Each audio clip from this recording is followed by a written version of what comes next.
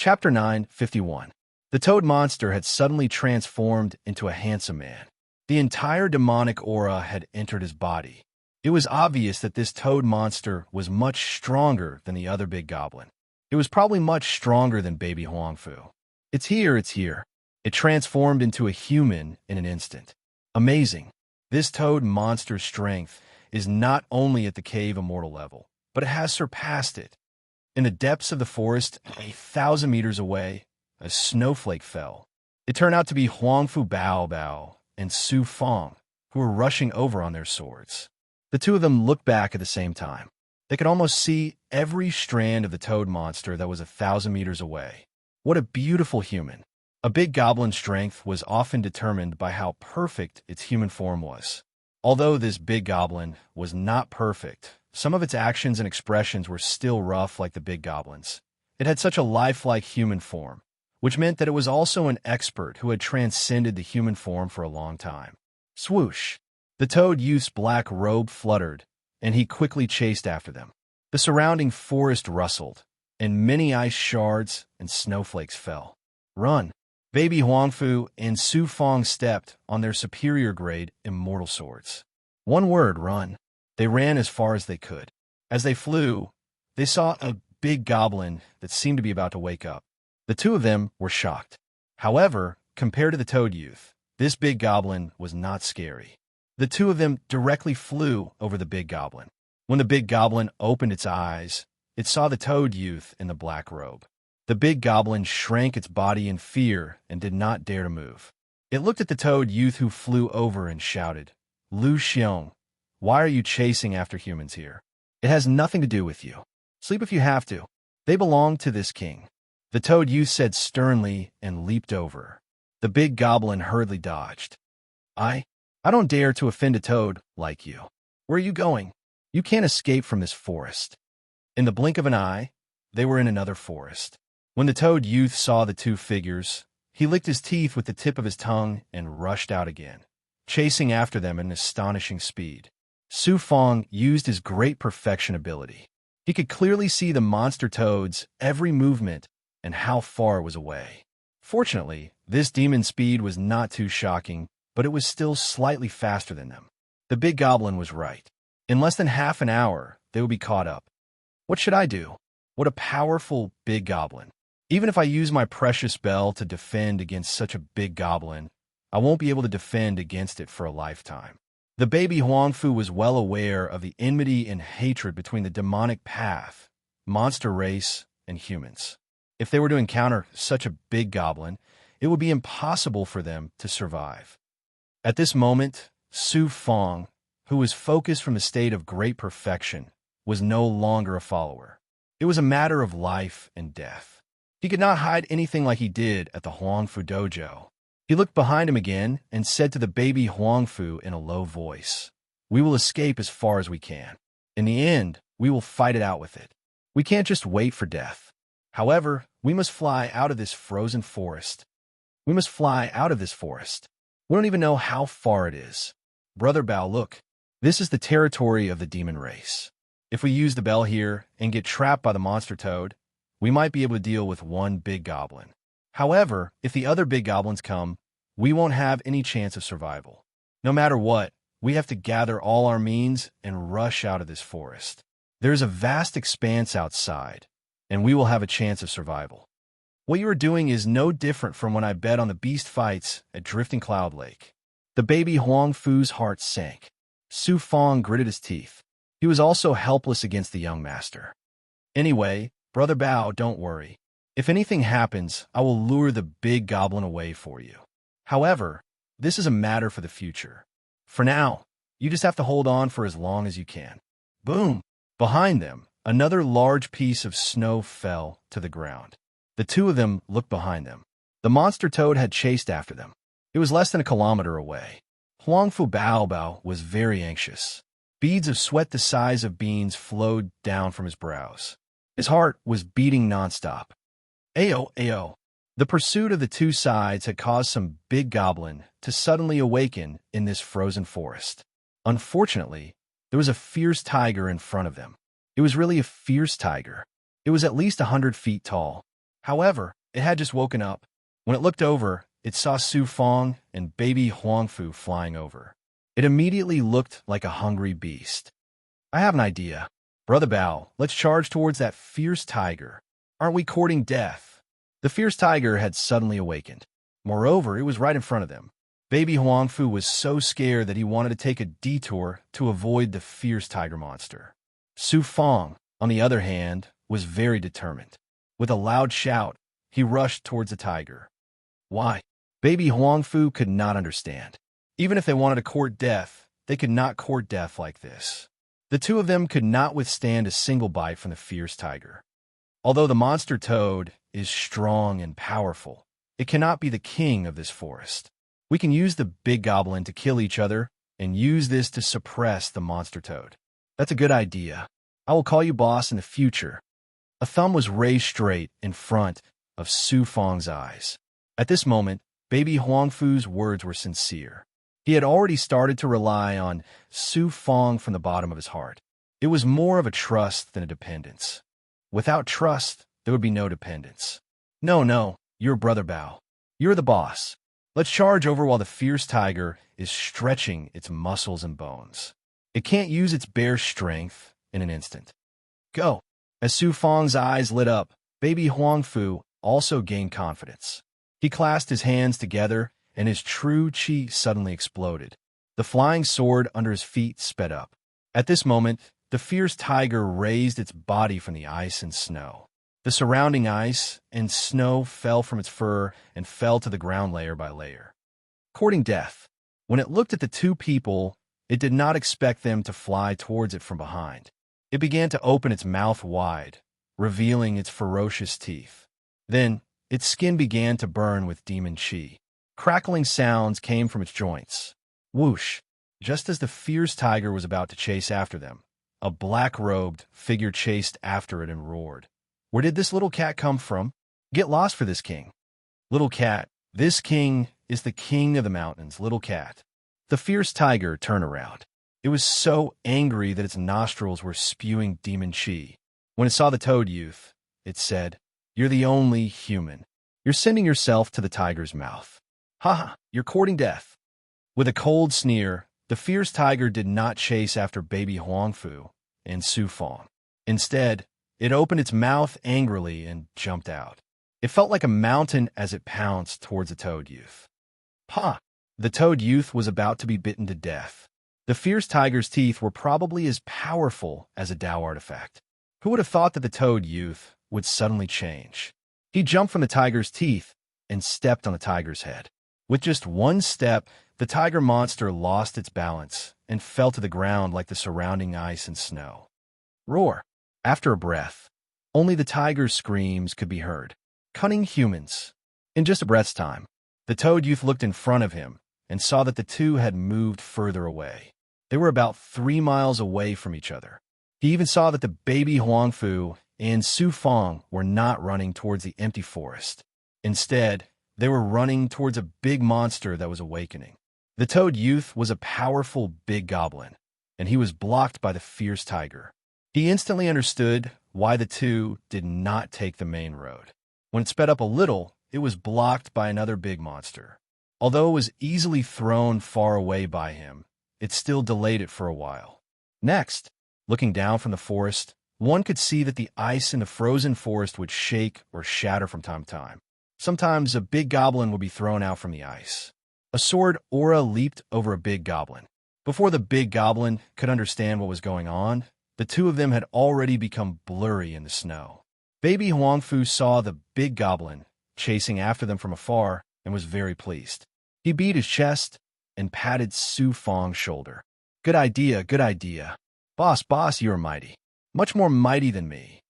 Although Su Fong relaxed a little, he still understood that this was just a drop in the bucket. You are the boss.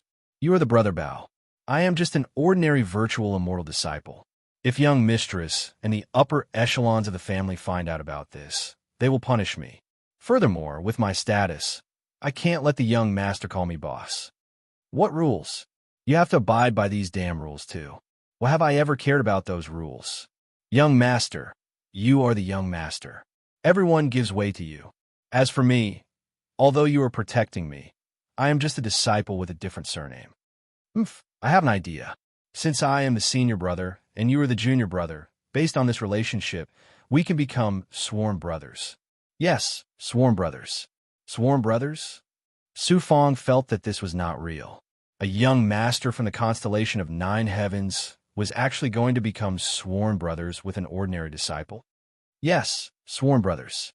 In the future, you will be the boss, and I will be the junior brother. Baby Huangfu shouted anxiously. He could not wait to become sworn brothers. No, this is even more impossible. You have cultivated for 1,000 years, and I have only cultivated for a few hundred years. You are the boss, and I am a junior brother. You have said everything. I have cultivated for 1,000 years, but I cannot compare to you, an immortal who has only cultivated for a few hundred years. Also, you can ascend to the great world after a few hundred years.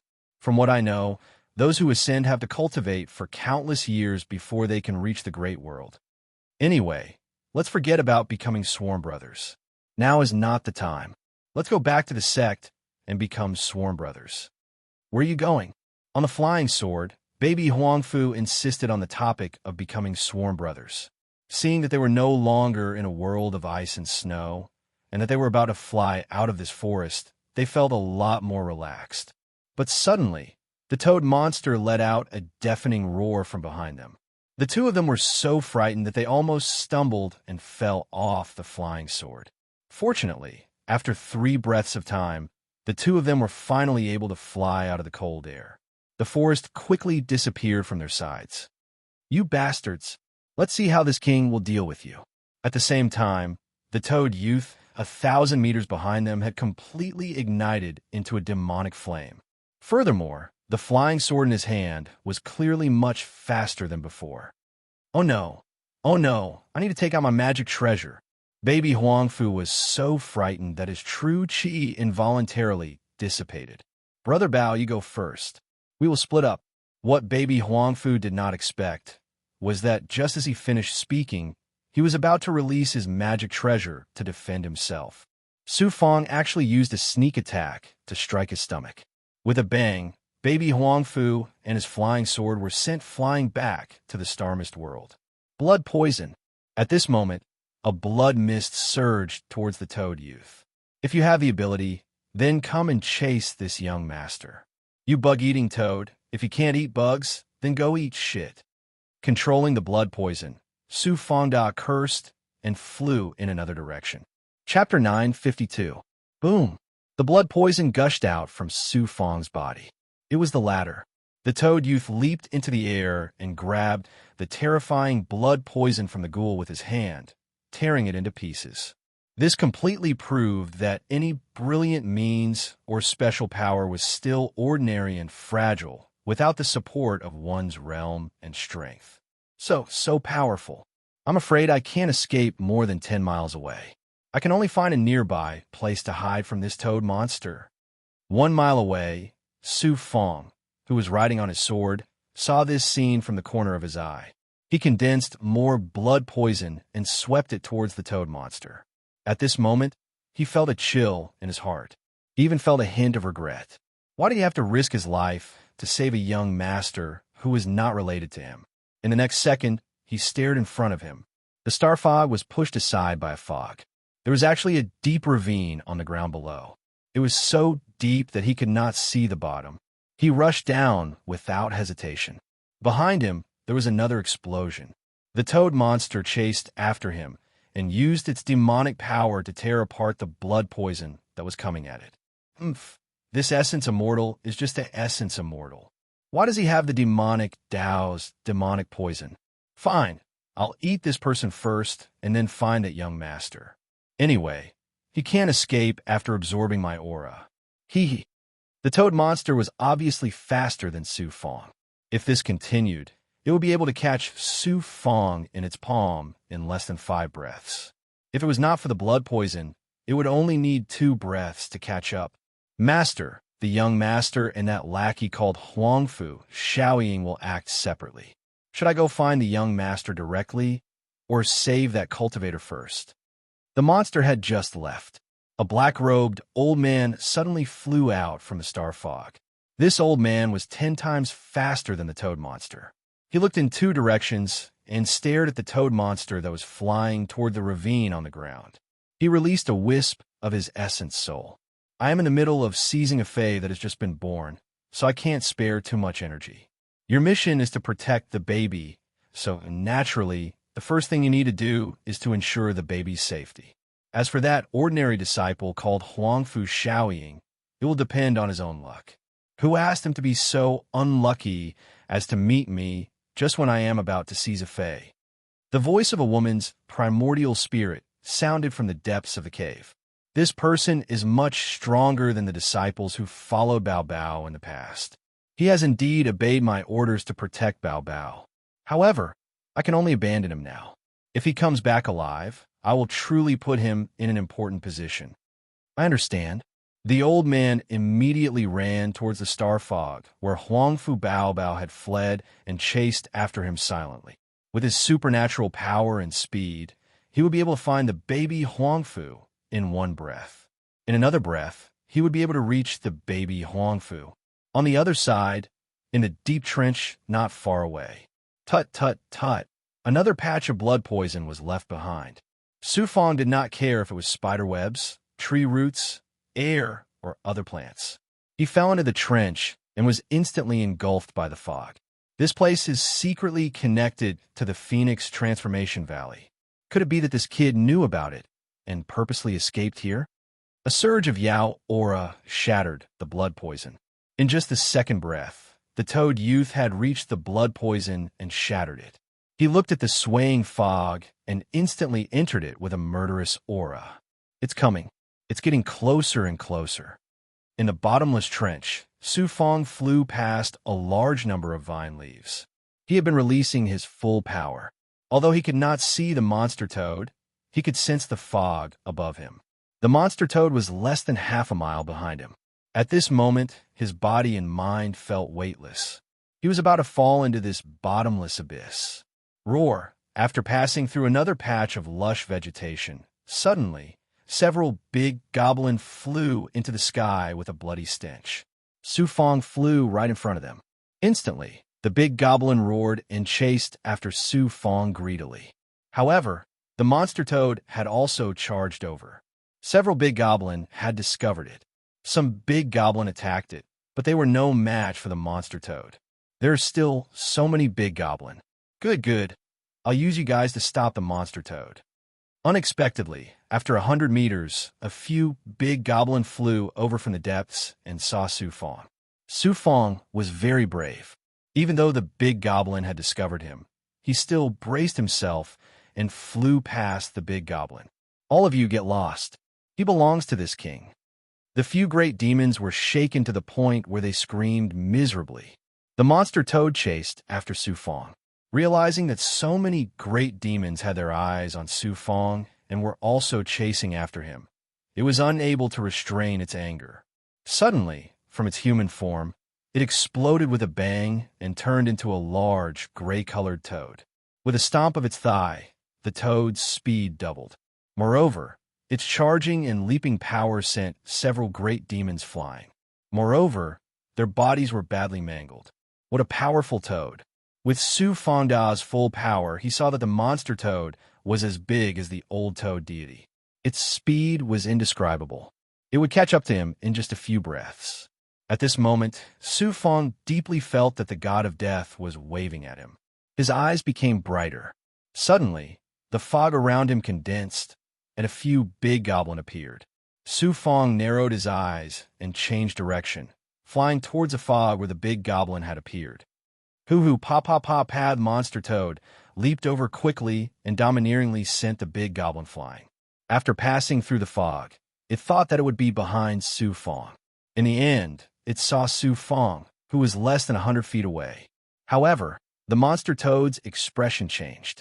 In front of it was a cave. More than a dozen big goblins were lying around, resting. There was no telling how many big goblins were in the cave. It was obviously a big goblin's nest. However, Su Fong flew into the lair just like that. Despicable human, you used this method to deal with me time and time again. These low-level demons. Let's see how this king will deal with them. Fortunately, you have flown into the nest and have no way out. Let's see how I will deal with you. It released its demonic aura again. The monster toad transformed into the youth from before and stepped into the cave after Su Fong. At that moment, the big goblin resting at the entrance of the cave had already noticed the youth. When they saw the demonic aura, they realized that the monster toad was also a big goblin. Furthermore, it had the appearance of a human. They were a little afraid. The youth's eyes burned with a faint and violent demonic fire. Demonic fire spread around him as well. In a flash, he scanned the big goblin around him. All of you scram. They really ran away in fear. The monster toad strode into the cave. Suddenly, Big Goblin ran out from inside. However, just like the big goblin, they immediately ran away when they saw the powerful monster toad. Deep in the cave, Su Fong immediately released the woolen goblin. Then it turned into a rock belt and pulled Su Fong into it.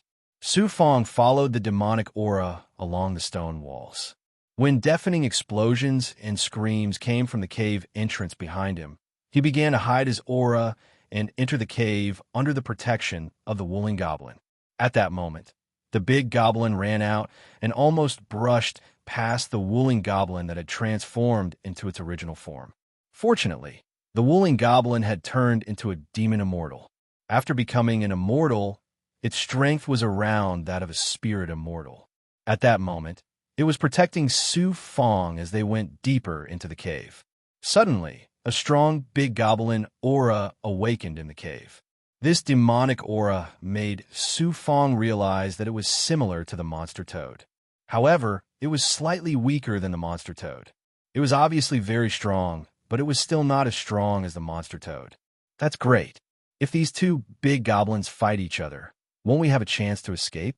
Monster toad, even if I can't defeat you, I will find a way to defeat you. Su Fong could finally heave a sigh of relief. In front of them was the depths of the cave. There was a big goblin. It was a woman dressed in red. Her entire body was covered in heavy makeup, and she looked very coquettish. Beside her was a huge snake that was crawling around like a statue.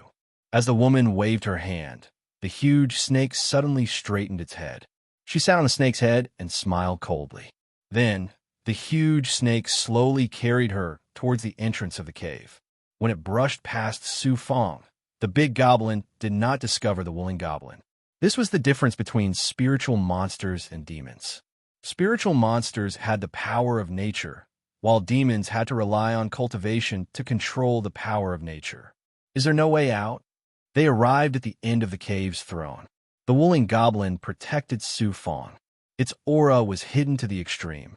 However, Su Fong looked at it and saw that there was no other way out. However, in the depths of the right side, there was a crack that could only fit two people. It was very deep, and there was spring water that flowed through it. Go in. We will slowly escape. Su Fong's eyes narrowed. It was impossible to leave from the entrance of the cave. Without the toad monster and the big goblin woman, they could only enter the cave. The woolen goblin hesitated. Master, with my current strength, I am unable to penetrate the solid rocks of this great world. If I really enter, I'll be trapped inside. I also know that you and I cannot control our strength in this great world like in the small world. However, we can survive in this environment. Avoiding the big goblin's pursuit is the most important thing. Yes, master. I will listen to you.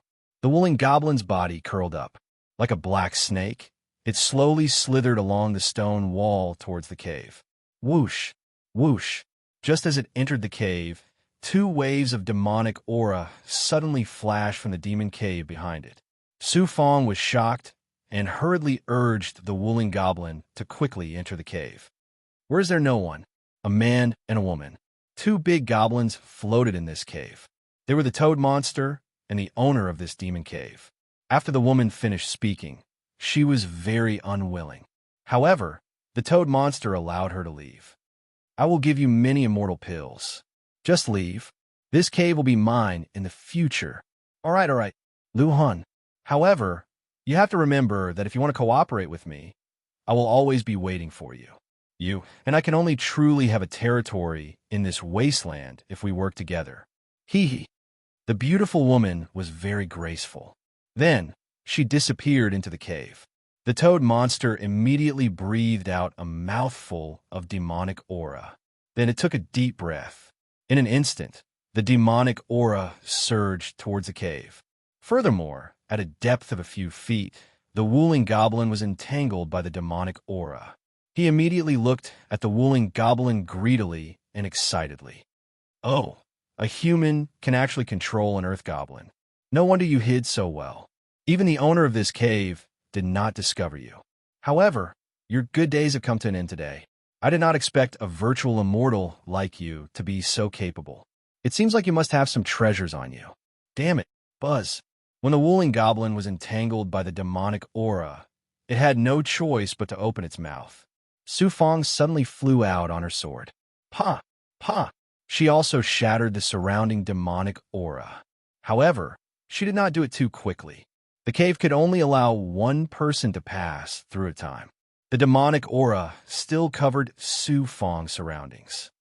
Haha, where are you running to? The toad monster laughed from ear to ear. I will not be caught by you. If you have the ability, come in. I'm not afraid of you. Seeing that the wooling goblin was entangled, Su Fong was prepared to activate the Xianhuang Six Paths Pagoda to suck it in. Otherwise, the wooling goblin would be in trouble.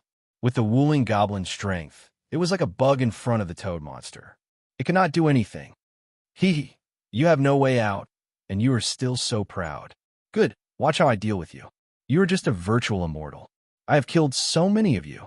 The toad monster laughed even more brazenly. At that moment, he suddenly opened his mouth and spat out a bloody tongue. Chapter 9:53. Sword Flying Sword. Seeing the bloody tongue, Su Fong suddenly remembered the battle with the celestial toad.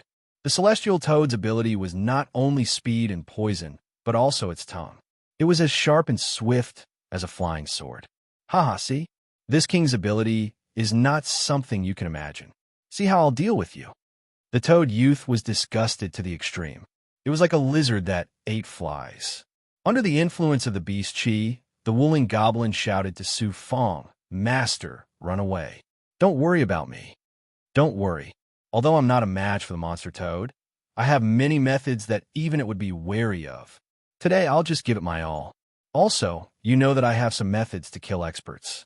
Right? You have to cooperate with me and work together to deal with this big goblin. Master, give the order. Su Fong and the wooling goblin communicated for a while in this dangerous atmosphere. Su Fong secretly released an earth elemental divine might through the power of the world and poured it into the wooling goblin. The monster toad outside the cave probably did not care about the wooling goblin. Just the beast chi that it released was enough to suppress the wooling goblin. Whoosh! The monster toad slowly opened its mouth and swallowed. The bloody tongue flew over without any restrictions, just like the monster toad spat out a blood-colored flying sword. Blood poison. Seizing the opportunity, Su Fong watched as the blood tongue shot toward him. Suddenly, he released a burning cloud of fire, as well as a cloud of blood poison. Ziz! The bloody tongue was instantly trapped in the cloud of fire and the blood poison. The blood poison corroded the surrounding air and affected the attack of the bloody tongue. It slowed down, but it still tore through the blood poison as if it was alive and drilled towards Su Fong. Ziz! And it suddenly sped up. Su Fong's pupils contracted, his body trembled, and he quickly retreated. Bang! However, at this moment, the blood tongue slammed into Su Fong's back like a flying sword, sending him crashing into the wall of the cave. Crack, crack, crack. By the time he stabilized his body, a cracking sound could be heard. It was the sound of the silver moon immortal armor shattering. It turned out that there were many cracks on the immortal armor. Looking at the bloody tongue, Su Fong truly knew how terrifying the big goblin was. Oomph! Grabbing a heartless sword spy flying sword, he used wings of flaming cloud and continued to spray out blood poison. This king didn't even manage to pierce through your body. So you have an immortal armor protecting you. Unfortunately, this kind of low-level immortal armor isn't a match for this king. Just accept your fate. At this moment, the toad monster suddenly stepped into the cave. Then, it slowed down and floated above the woolen goblin. It stepped on the demonic chi and faced Su Fong directly in the eerie cave. Su Fong's heart turned cold. I won't accept my fate. Come on, I'll cut off your tongue and make it into a salad. Whoosh, the bloody tongue began to wriggle again. This time, it was different from last time. The bloody tongue dripped drops of terrifying venom. The toad monster wanted to use the combination of venom and the bloody tongue to deal with Su Fong. Su Fong wasn't afraid of using venom. Whoosh, Su Fong really wanted to use all his means. Even the blood ghost true demon, the ghost ghoul that had transformed into a ghoul, separated from his body. The toad monster was shocked. What kind of monster is this? Or is an evil creature of the demonic path? You use venom, I use venom too. It's fair, right? After Su Fong finished speaking, the ghoul released a shocking amount of blood poison into the cave. You're courting death, a low-level existence. The toad monster trembled violently. Then, its bloody tongue shot out like a flying sword, whizzing towards Su Fong. It also constantly used its demonic chi to shake off the blood poison around it. Bit by bit, it approached Su Fong. TSK, TSK, TSK. Under Su Fong's control, the heartless sword spy's flying sword slashed out streaks of flaming cloud sword chi. Pa pa pa.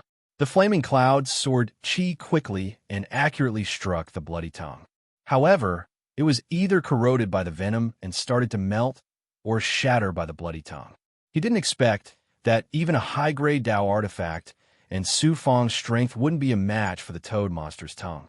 This was the shocking difference brought about by the difference in realm. If Su Fong was a spirit immortal, he would be able to somewhat block the bloody tongue.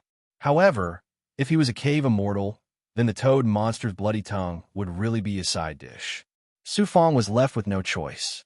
Even after using all his skills, he still couldn't stop the bloody tongue. Fortunately, the ghoul's venom was released from its mouth. It was even more powerful and could block the poisonous gas coming from the bloody tongue. Whoosh, whoosh, whoosh. The bloody tongue wasn't afraid of the ghoul's venom. After all, its aura was much stronger than the ghoul's. It still charged towards Su Fong valiantly. There's no other way. I can only use the heartless sword spy again. Once I use it, I'll use up more than half of my true chi. Take a gamble. He had to risk his life. Gritting his teeth, Su Fong made a decision in an instant. He activated the Xianhuang Six Paths Pagoda in his body and displayed his natal state. He allowed the strength of the 14 slaves to be augmented in his physical body in his natal state. At that moment, his strength immediately surpassed the essence immortal realm and reached the spirit immortal realm. Moreover, he had reached the peak of the spirit immortal realm and was close to the cave immortal realm. In other words, he now had the strength of a cave immortal. This was the Xianhuang Six Paths Pagoda. This was his natal Dharma treasure, as well as the terrifying power brought by suppressing the slaves. It was also Su Fong's true strength. Patter, in just a few breaths. Little did he know, the toad monster's bloody tongue was like a bolt of lightning. It shook off the blood poison released by the ghoul and wrapped around Su Fong like a whale swallowing fish and shrimp. It wrapped tightly around Su Fong. The demonic poison, demonic aura, and the power of the bloody tongue all pressed toward him. The toad monster grinned and said, "Haha, this king said that if an essence immortal like you dares to ignore this king, you will die. Do you believe me now? This king is the most powerful existence in this desolate swamp. You toad, I will not let you off. I will definitely take revenge on you." Su Fong was still shouting at the toad monster despite being shackled by the bloody tongue. The bloody tongue suddenly shackled Su Fong and swept toward the toad monster. Natal divine might, merciless sword spy. When it was halfway there, Su Fong suddenly spat out a 1-foot-long sword spy from his mouth. A Dharma treasure? The big goblin had yet to realize anything. The sword spy passed through the demonic aura and charged toward the toad monster. The toad youth didn't seem to care. Of course, he wouldn't be so arrogant as to use a Dharma treasure to attack his physical body. He struck out with his palm, sending demonic aura toward the sword spy. Boom! The demonic aura concentrated on the sword spy, almost flipping it over. But at this moment, the sword spy suddenly burst out with a buzzing sound and a blinding sword light. Whoosh! Whoosh! Whoosh! The flying sword to the merciless sword's spy exploded from the blinding sword light. In the middle of the stalemate between Su Fong and the toad monster, the unparalleled sword chi exploded and covered the bloody tongue. Then, the destructive sword aura that was set off caused the surrounding caverns to shake violently. Many rocks began to collapse. Because the space was too narrow, the explosion and collapse came too quickly. The toad monster and Su Fong were both caught in the huge collapse. Boom! Pieces of falling rocks smashed on his Su Fong's body. He felt as if he had sunk into a pile of rocks. When the violent collapse ended, Su Fong heard the sound of the Silver Moon divine armor completely shattering. He was already heavily injured. He felt dizzy and spat out mouthfuls of blood. Then, with a thought, a large number of silver fragments appeared in front of him. Looking at himself, half of his body had sunk into the rubble. In the dust in front of him, which was still in the midst of a large-scale collapse, a demonic flame approached him. Damn it! This king has never suffered such a great loss in the hands of a human. Shame! This is this king's greatest shame. Sizzle! Sizzle! The demonic flame advanced step by step. The big goblin, which was no longer in its human form, carried the demonic flame. There were also many bloodstains on its body. It walked through the ruins step by step. Its strong body rubbed against the surrounding caverns from time to time. As for its demonic flame, once it touched the surrounding rocks, as long as it was the size of a fist, it would instantly be burned by the demonic flame and crushed into dust. It could be seen how powerful and furious the big goblin was at this moment. With this aura, once it enveloped Su Fong, he would instantly be turned into minced meat. Su Fong seemed to see that he was about to die under the demonic aura. However, he secretly formed a seal. Sister Bai, this king wants to shackle you and refine you into a slave controlled by humans. The toad monster was like a mountain. It moved forward clumsily. It was only 50 feet away from Su Fong, but the demonic aura was already 10 feet away from Su Fong. He saw that the rocks under the demonic flame were constantly burning and shattering. Even such sturdy rocks were turning into dust. Could his physical body withstand it? Bang! Suddenly, there seemed to be another collapse behind the big goblin. However, Su Fong's eyes trembled.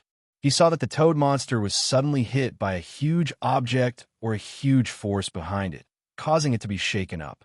Sister Bai, well done. Don't let it leave this cavern. This place can restrict its freedom. This way, it won't be able to use its speed. Okay. Brother, you have to be quick. Primordial chaos, sacred realm. As the toad monster was shaken into the air, it was naturally Bai Ling, who was hiding in the Wuling goblin's body, who had used the chaos ring to sneak attack it. He immediately spat out an ancient mirror from his mouth. He grabbed the ancient mirror with both hands and injected 9 yang true chi into it. Hiss, a red light that was like the scorching sun broke out of the mirror.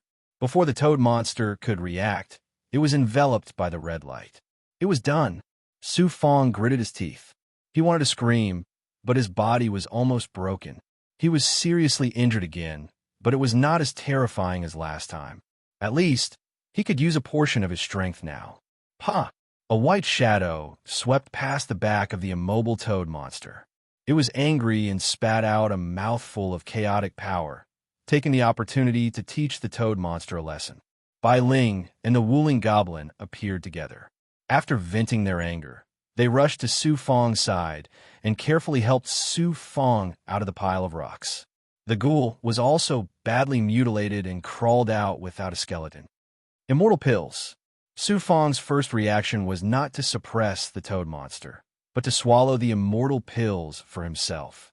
He also gave the ghoul, Bai Ling, and the Wuling goblin a lot of immortal pills.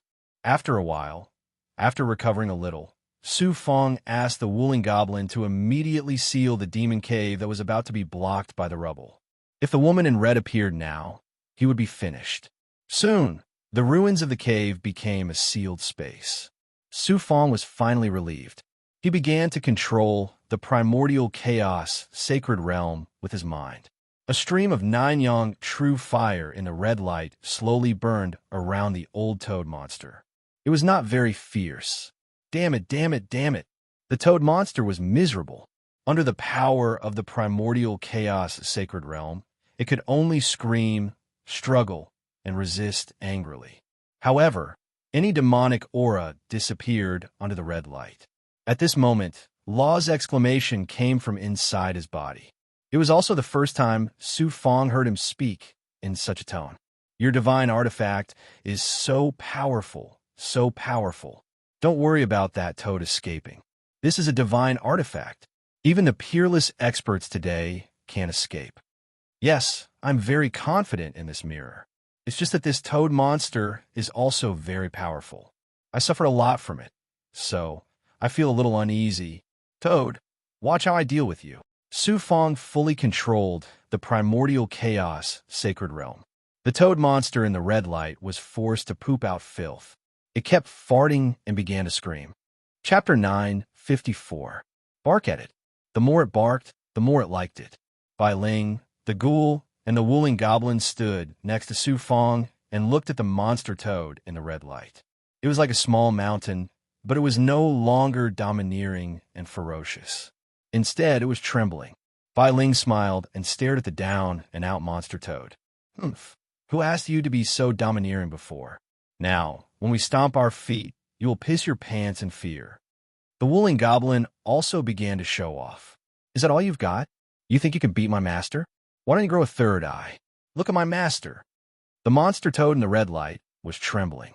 Today is unlucky. Don't be too proud.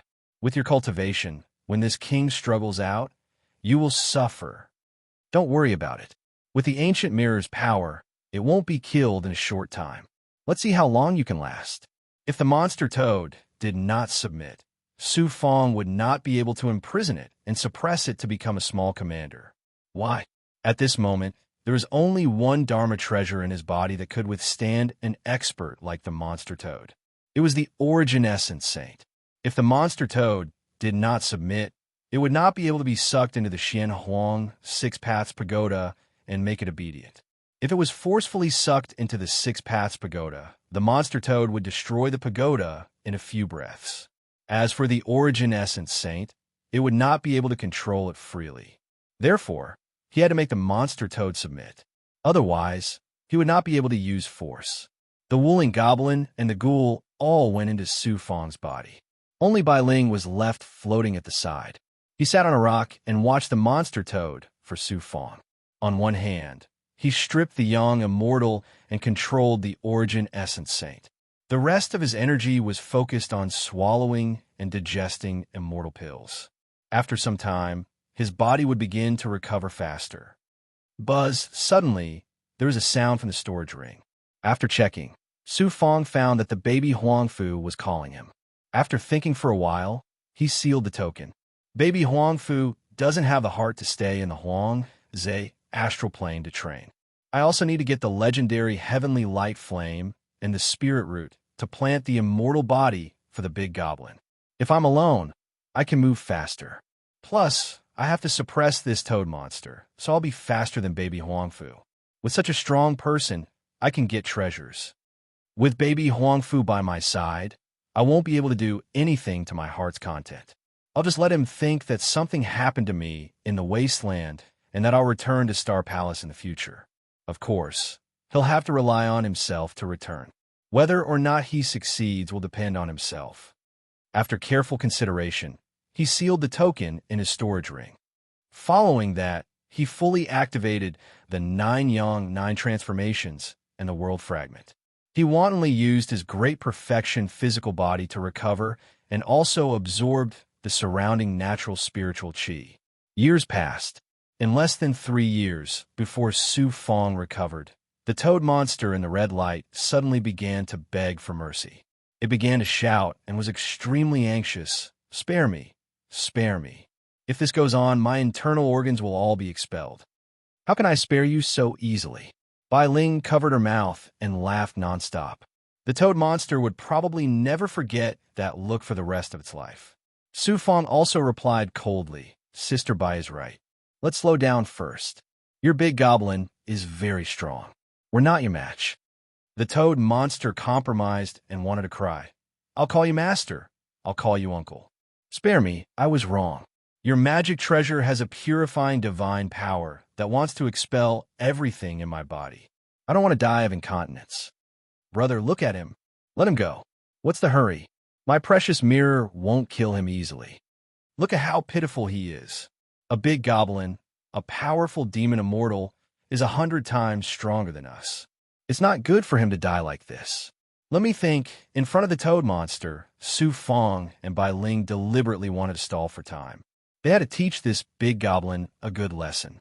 Otherwise, once it rebelled, with its strength, it could instantly smash Su Fong into meat paste. In the end, they were in a stalemate for a long time. If the toad monster could kneel and beg for mercy, it would definitely not stand. Su Fong also agreed. He immediately used the power of the primordial chaos sacred realm as the source and fused with his own power to form a special seal. After the toad monster released its primordial spirit, he immediately cast the seal in its primordial spirit and also injected the power of other shackles into its body. The nine yang true fire and the red light weakened slightly, causing the toad monster to finally fall to the ground. It immediately knelt down. I'm Lu Xiong. I'm from the toad race. My cultivation level has reached the peak of the cave immortal realm, and I have the strength of a cave immortal.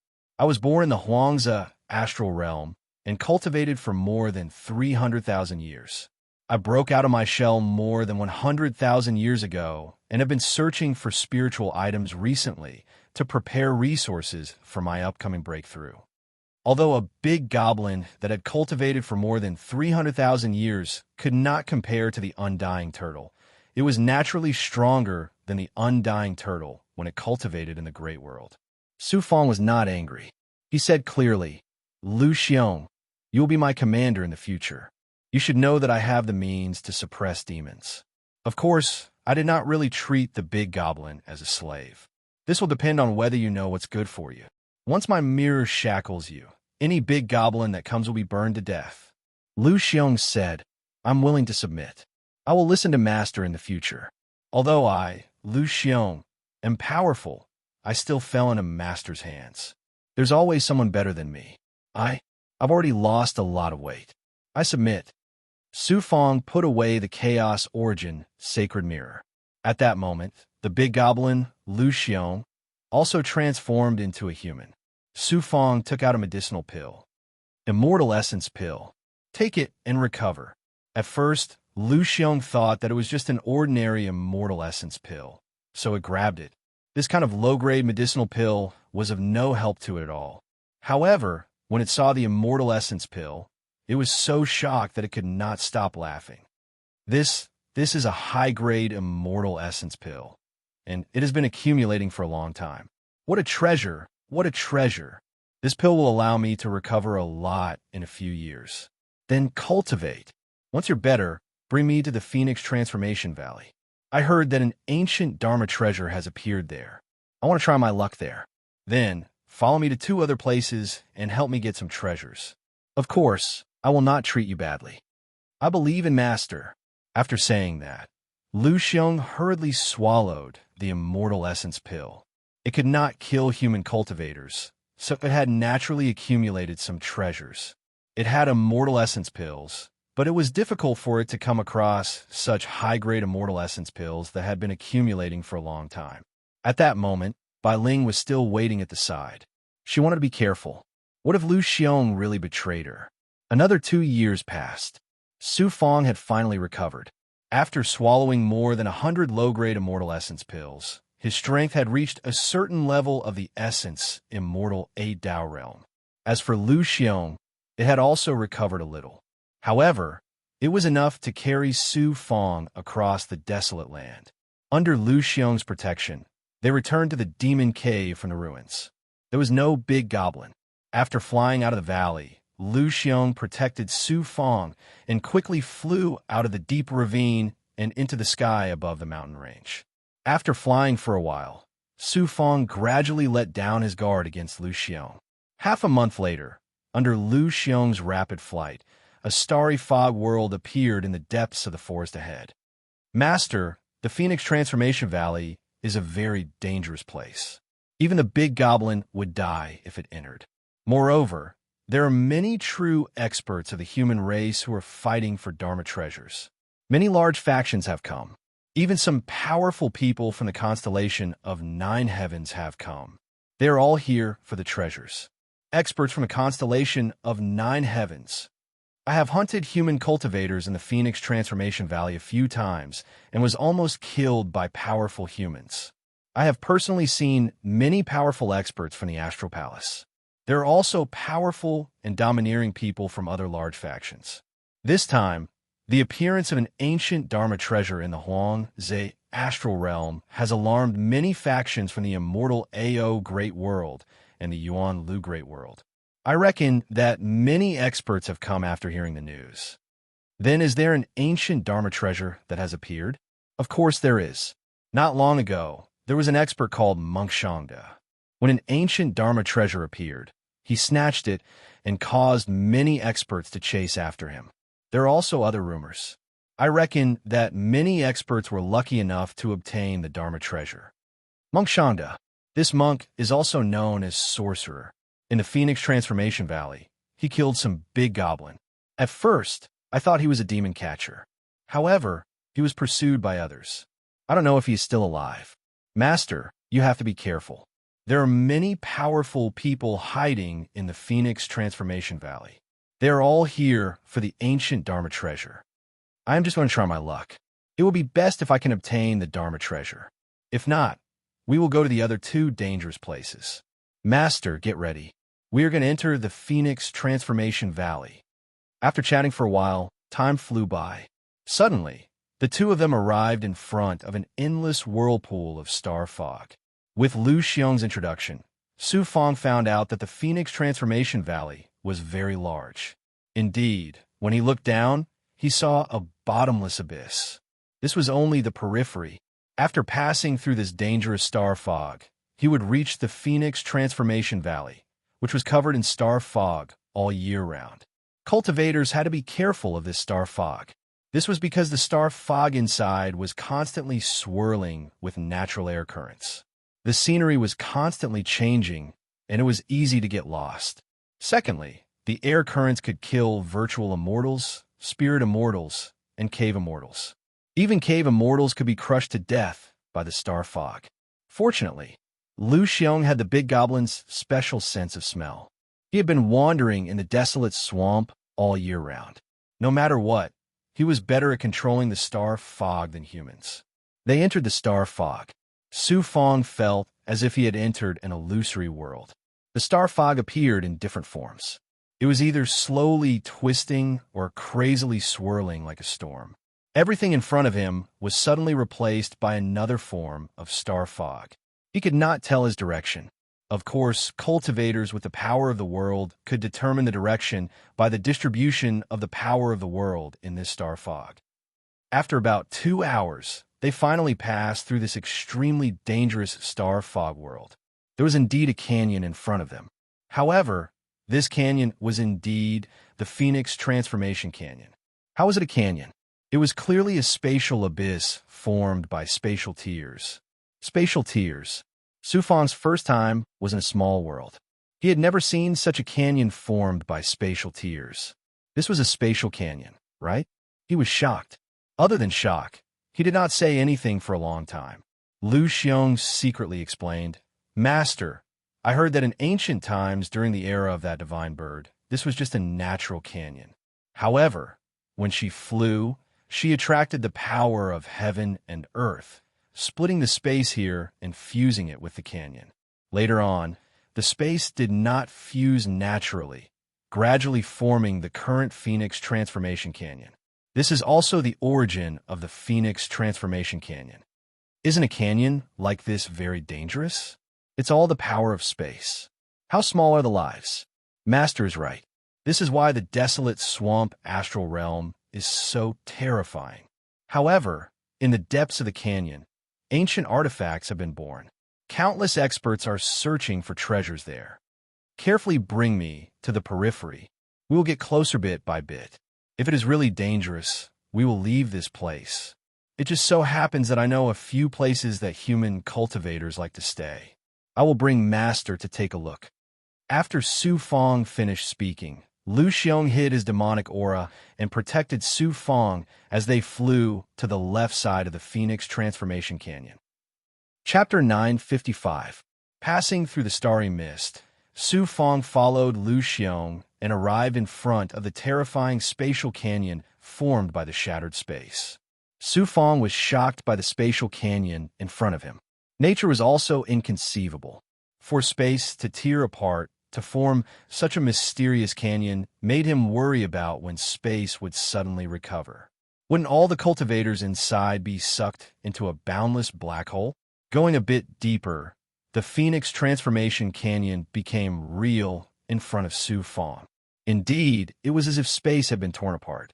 The canyon that was formed was like a huge block of ice that had suddenly been torn apart in the middle, splitting the block of ice into two. Looking at the two sides, it was still a natural space. In the middle, there was a dark canyon. Moreover, it looked like a boundless dark star scar and a black hole. It was not a canyon.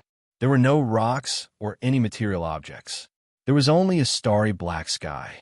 Was this still a canyon? Fortunately, the big goblin, Lu Xiong, was beside him. Under the big goblin's lead, they gradually approached the dark, starry sky with unease. It felt like there was another world in the depths. After entering, a terrifying shackle crushed Su Fong's body. Fortunately, Lu Xiong used his demonic qi in time to hold him back. What a terrifying divine shackle. He broke out in a cold sweat. When he looked again, he found himself in a starry space. What he saw in front of him was a bottomless canyon. It didn't seem real at all. Don't worry. This is because space has lost its laws due to destruction, causing space to become chaotic or overlapping. Law suddenly said from within the blood jade. Su Fong immediately calmed down. With Lu Xiong's sweep, they entered a swaying canyon in the depths of the starry sky. Buzz! In the next second, they passed through the starry sky and saw a canyon shrouded in mist. It was very vast, like a crescent moon embedded in the depths of the earth. It was a crescent moon calmly floating in the misty world. Increasing their speed, they finally saw a forest and a canyon. Lu Xiong said, "This is Crescent Moon Valley. It's at the edge of the Central Canyon. In front of the starry sky is the Central Canyon. Once you enter the Central Canyon, you can go to some of the cracks in the ground in the depths of Crescent Moon Valley." Crescent Moon Valley, could it be the Phoenix Transformation Valley? There are many other valleys. Thinking back to the illusory valleys he had seen in the starlight space, Su Fong was even more shocked. The Phoenix Transformation Canyon is, of course, the bottomless canyon in the center. However, there are many canyons of various sizes around it that are connected to the Central Canyon. We, the big goblin, often appear in these canyons, and we know them better than humans. After a while, he had no choice but to slow down. It turned out that there was a human releasing true chi up ahead. Su Fong sucked it into the Xianwang Six Paths Pagoda, then slowly passed through the fog and arrived at the bottom of the Crescent Moon Valley. Immediately, he saw some immortal formations floating around the valley. There were probably thousands of immortals resting here. The terrain here was more open, and there was less fog. He asked Lu Xiong, and he said that there were only various spiritual treasures, herbs, immortal stones, and other resources in the outer canyons. This time, the ancient magic treasures were all born in the central canyons. Su Fong tried his best to hide his aura. After passing through many barriers, he saw that most of them were a few immortals resting together. There were also a few immortals in a corner. There were also dozens or hundreds of immortals in the same immortal formation. This was the first time he had seen so many immortals since coming to the Huang-Ze astral realm. He recalled that the Mirror Moon Barren Land was not even 1/100th of the Huang-Ze astral realm. That's a sword aura barrier. Su Fong was looking for some abyss passageways that led deep into the canyons. He wanted to try his luck. If it did not work, he wanted to leave this place as soon as possible. At that moment, he saw a relatively large barrier. At first glance, he was attracted by the sword aura. He then sensed it carefully and was surprised. What a coincidence, Jianwu Manor. The world was too small. From the sword, aura, and immortal patterns, he sensed it with his perfected abilities. It was the Jinwu manner that he had been to before. Fortunately, he had cultivated some basic mental cultivation techniques of the Jinwu manner. Through the immortal seal, he could see that there were more than 50 disciples of the Jinwu manner. None of them were spirit immortals or essence immortals. Only a few were cave immortals. Most were cave immortals. Clearly, they were elites.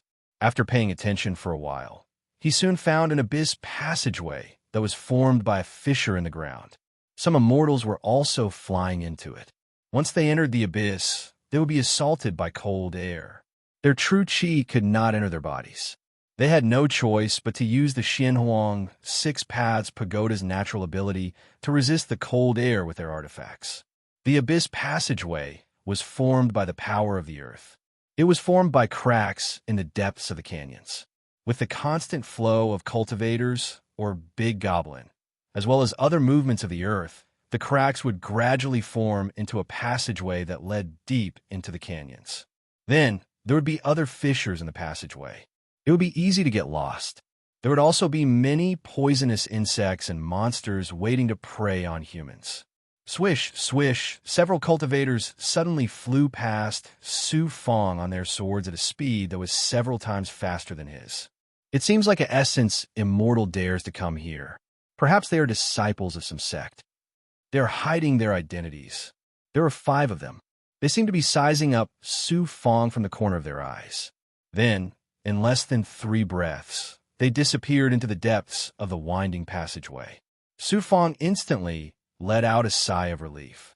Seeing them leave, he did not dare to be careless and continued to move forward.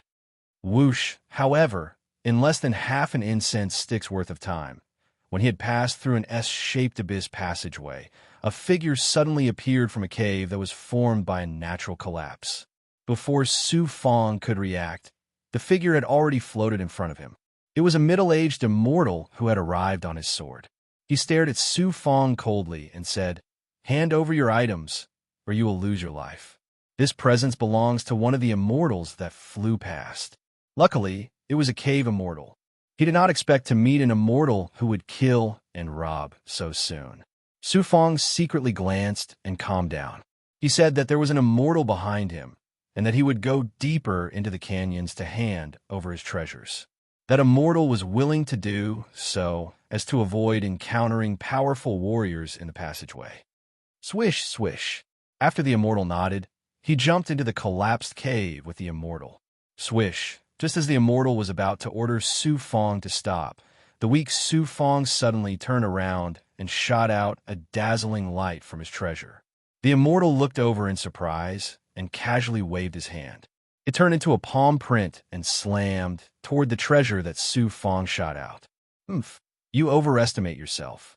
Virtual immortals like you, I will kill as many as you come. Who knows?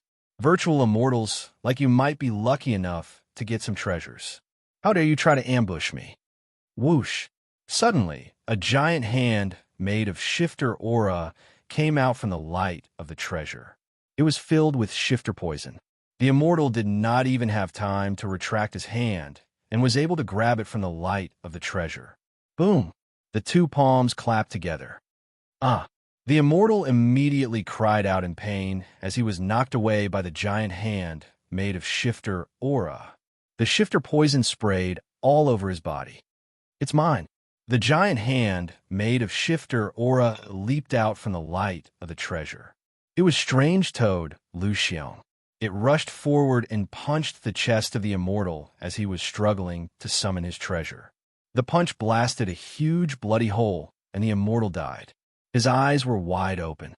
He could not believe that he would die in the hands of a virtual immortal. Lu Xiong carried the corpse and came over. He took a red token from the corpse in front of Su Fong. "Master, this person is a disciple of the Red Silk Palace in the Xianao Great World. Luckily, he is a cave immortal and the weakest among them. Otherwise, I would have to spend more time. I will give you the corpse. I want the resources."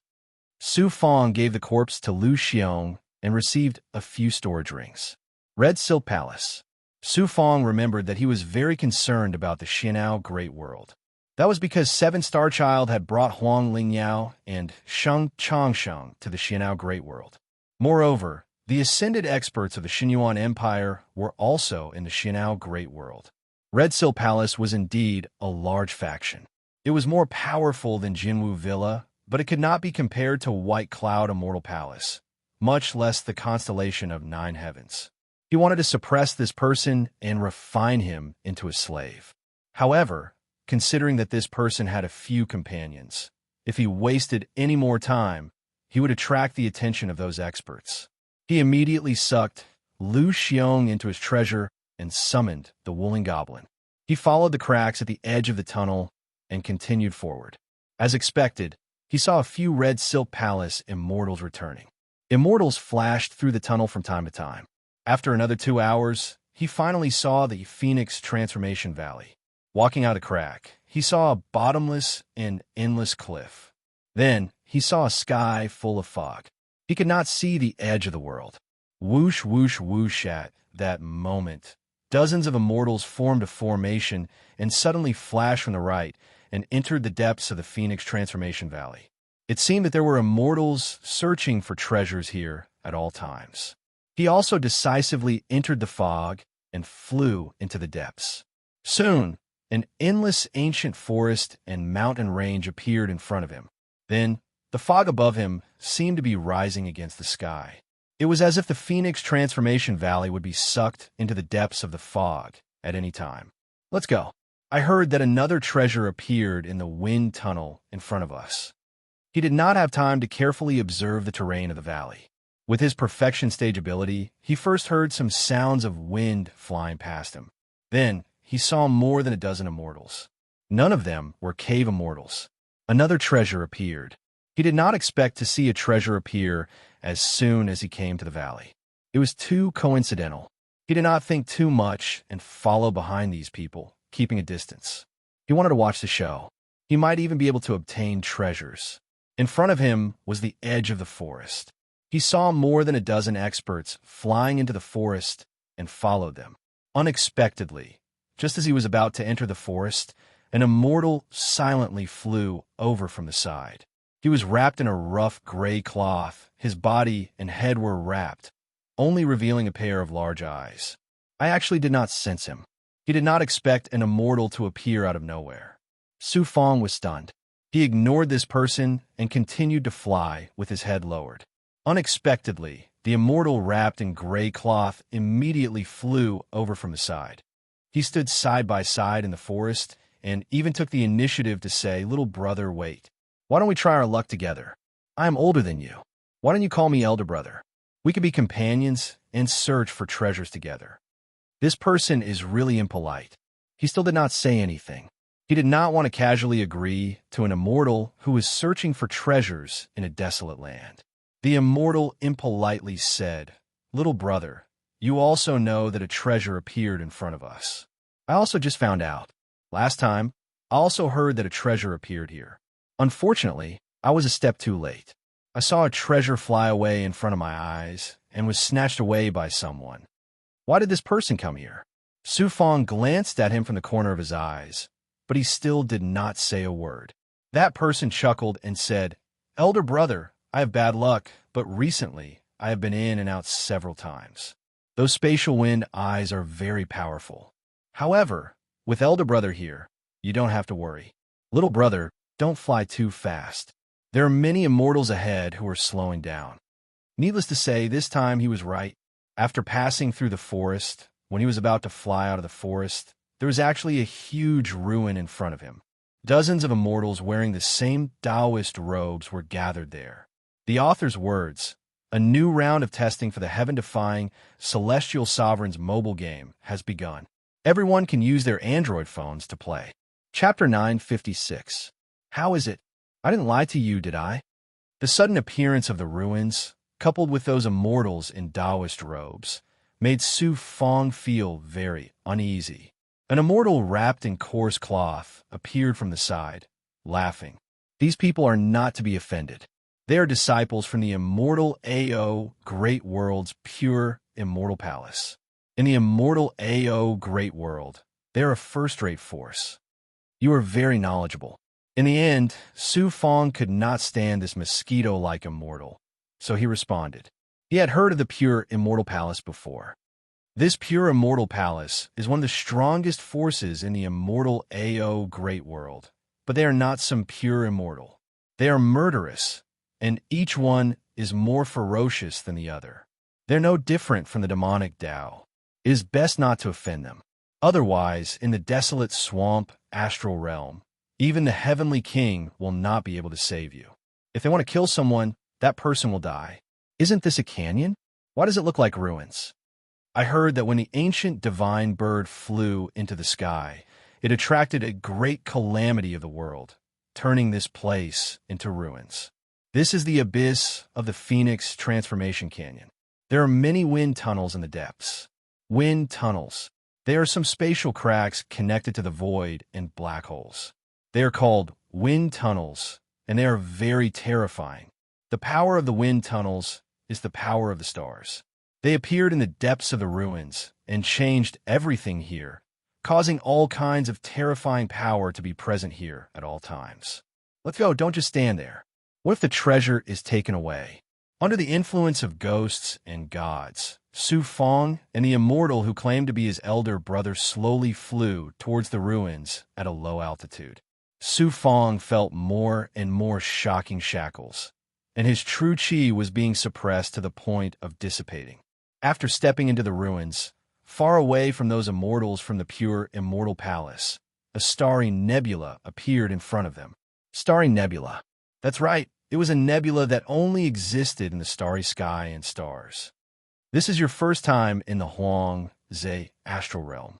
Old Brother Immortal was a person with sharp eyes. Seeing Su Fong's expression, he explained, the Huang Zhe astral realm is a vast wasteland. Many natural forces are connected to the outer space, creating illusions and reality. These nebulas are either from the natural forces or from the wind tunnel. From the wind tunnel, they seeped into the canyon. Therefore, the depths of the Phoenix Canyon is equivalent to a nebula ruins. There are three main reasons why it is dangerous. The first is that humans kill each other. The second is that powerful great demons are hiding in the dark. The third is that the power of the wasteland is unpredictable. It will suck any matter or life into the endless black hole or into the chaotic space-time. So that's how it is. Those people from before have disappeared. How do we know where the treasures are? Su Fong felt enlightened after hearing this. Of course, he also secretly communicated with Lu Xiong and received a similar reply. Old Brother came especially for the treasures. Naturally, he has been collecting information and drawing a map. It's in the depths of the canyon on the left. There's a ruined stone forest. I heard that the treasures will be ejected from the depths of the ruined stone forest. After the immortal finished speaking, he felt a little proud. Then, he stepped into the nebula first. Su Fong did not hesitate. Since he was already here, he could not waste his time. He wanted to try his luck in the ruined stone forest. The nebulas in the canyon ruins formed a vast expanse, and they merged into one, shrouding the ruins into a boundless nebula ruin world. Suddenly, there were some true chi movements in the air in front of them. Su Fong followed the immortal under the cover of the nebula and passed by the mountainside formed by the accumulated ruins. After passing the mountainside, the nebula in front of them suddenly decreased. A huge ruined stone forest formed by different-sized ruined mountains suddenly appeared in front of them. Around the ruined stone forest, some immortal shadows flashed around the stone peaks from time to time. Then, from the depths of the stone forest, dozens of terrifying starlight airflows suddenly rolled out. That was the wind tunnel ejecting airflows. Su Fong was used to the starry sky in the small world. The starlight airflows ejected from the depths of the wind tunnel were not much different from the galactic storms in the starry sky. Whoosh, whoosh, whoosh. At the same time that the starlight airflows were ejected, a large number of figures flew into the vicinity of the starlight airflows. The cloth immortal chuckled. Those are the true experts. They're the first to approach the airflows and see if they're lucky enough to obtain treasures from the airflows. The canyon shackles are so strong. I can't even jog. I don't think I have any chance of obtaining treasures. Su Fong wanted to back out. This was not a place for an ant like him. But you're wrong. Only a few of the treasures that have appeared recently have been obtained from the airflows. Most of the other treasures were ejected by the airflows and landed in the depths of the canyon. They were obtained by ordinary immortals with good luck. Who can be sure that immortals like you and me don't have that bit of luck? All right, let's try our luck. He was a little unwilling. Then, he walked with the cloth immortal and gradually approached the ruined stone forest behind the nebula. During this time, immortals sped past them. They must have sensed the airflows and hurried over to search for treasures. After a while, they entered the ruined stone forest. Only then did they realize how small they were in the stone forest. Moreover, the ruins always gave people an indescribable sense of oppression. These ruins were barren, but they contained some spiritual energy, especially the power of the world. Boom! Just as they passed by a small ruined mountain and carefully observed the surroundings with the cloth immortal, there was a sudden violent explosion. Two immortals jumped out from behind the rocks. It seemed that they were searching for treasures. They coldly glanced at Su Fong and the cloth immortal, and the two flew into the depths of the stone forest. They were so close, but Su Fong couldn't sense them. If they wanted to kill him, he shuddered at the thought. He and the cloth immortal opened their eyes wide in the ruins. After a while, he became very suspicious. Wasn't this like looking for a needle in a haystack? If he found treasures like this, wouldn't it be too? Huff, huff, huff. After passing through a few mountain peaks, they suddenly encountered an ear-piercing sound. Su Fong looked over. There were hundreds of immortals flickering in front of him. Just below them was a bottomless crack, and the ear-piercing sound came from that crack. Not only was there a sound, there was also a startling nebula. It turned out that below the crack was a wind tunnel. When the airflow was released, the surrounding immortals were searching for treasures nearby. These immortals were very powerful. Almost all of them were existences on the level of Huangfu End and Huangfu Cloud Sea, or even stronger. Brother, they're searching inside. We will search outside. The cloth immortal suddenly nodded enthusiastically at Su Fong. He didn't know what he looked like, but he knew that he was not a simple person. He had no choice but to follow the cloth immortal closer to the nebula crack. When they were around the crack, they could clearly see some immortals. There were quite a few of them, about 1,000 of them. They were scattered within 5 kilometers of the crack, searching in the ruins. Some were digging, some were using divine abilities, and some were releasing the aura of Dharma treasures. As the cloth immortal came near the Zhujiang immortal, he was also searching. If he found any Dharma treasures, even if he found them, he had to hold back his excitement. Otherwise, if these people found them, he would have to leave with the treasure. After searching for a while, he didn't find anything. The cloth immortal began to take the initiative to ask some immortals. Not to mention some cave immortals, they really couldn't handle the eloquent cloth immortal. He told them that a Dharma treasure had been shot out from the wind tunnel, and that someone had seen it fall into the nearby ruins, but no one had found it. However, he also said that someone had probably found it and taken it away secretly. How could there be any hope now? There were so many people searching for a treasure here. At this moment, Su Fong deeply understood that even if there were treasures in the Huangze astral realm, it was very difficult to obtain them. Not only was it dangerous, but it also depended on strength. It also depended on luck. After searching for a few days, Su Fong followed the cloth immortal, not daring to offend anyone. When he was tired, he found a rock to rest. During this time, Su Fong also learned that Dharma treasures had been shot out from the Phoenix Transformation Canyon from time to time in the last 10,000 years. Some people recorded that over 100 Dharma treasures had been shot out from the canyon. There were legends about the origin of the Dharma treasures. It was said that it was in the depths of the canyon, which was under the wind tunnel. Somewhere in the abyss, it was probably the training ground of the ancient divine bird before it flew into the sky. After countless years, some Dharma treasures began to be blown out by the wind, creating the illusion that a Dharma treasure had been born. There were also various other legends. Regardless of whether they were true or not, Most immortals believed that this place was indeed the divine bird training ground. According to many descriptions of the Phoenix Transformation Canyon, there had always been people who found treasures here.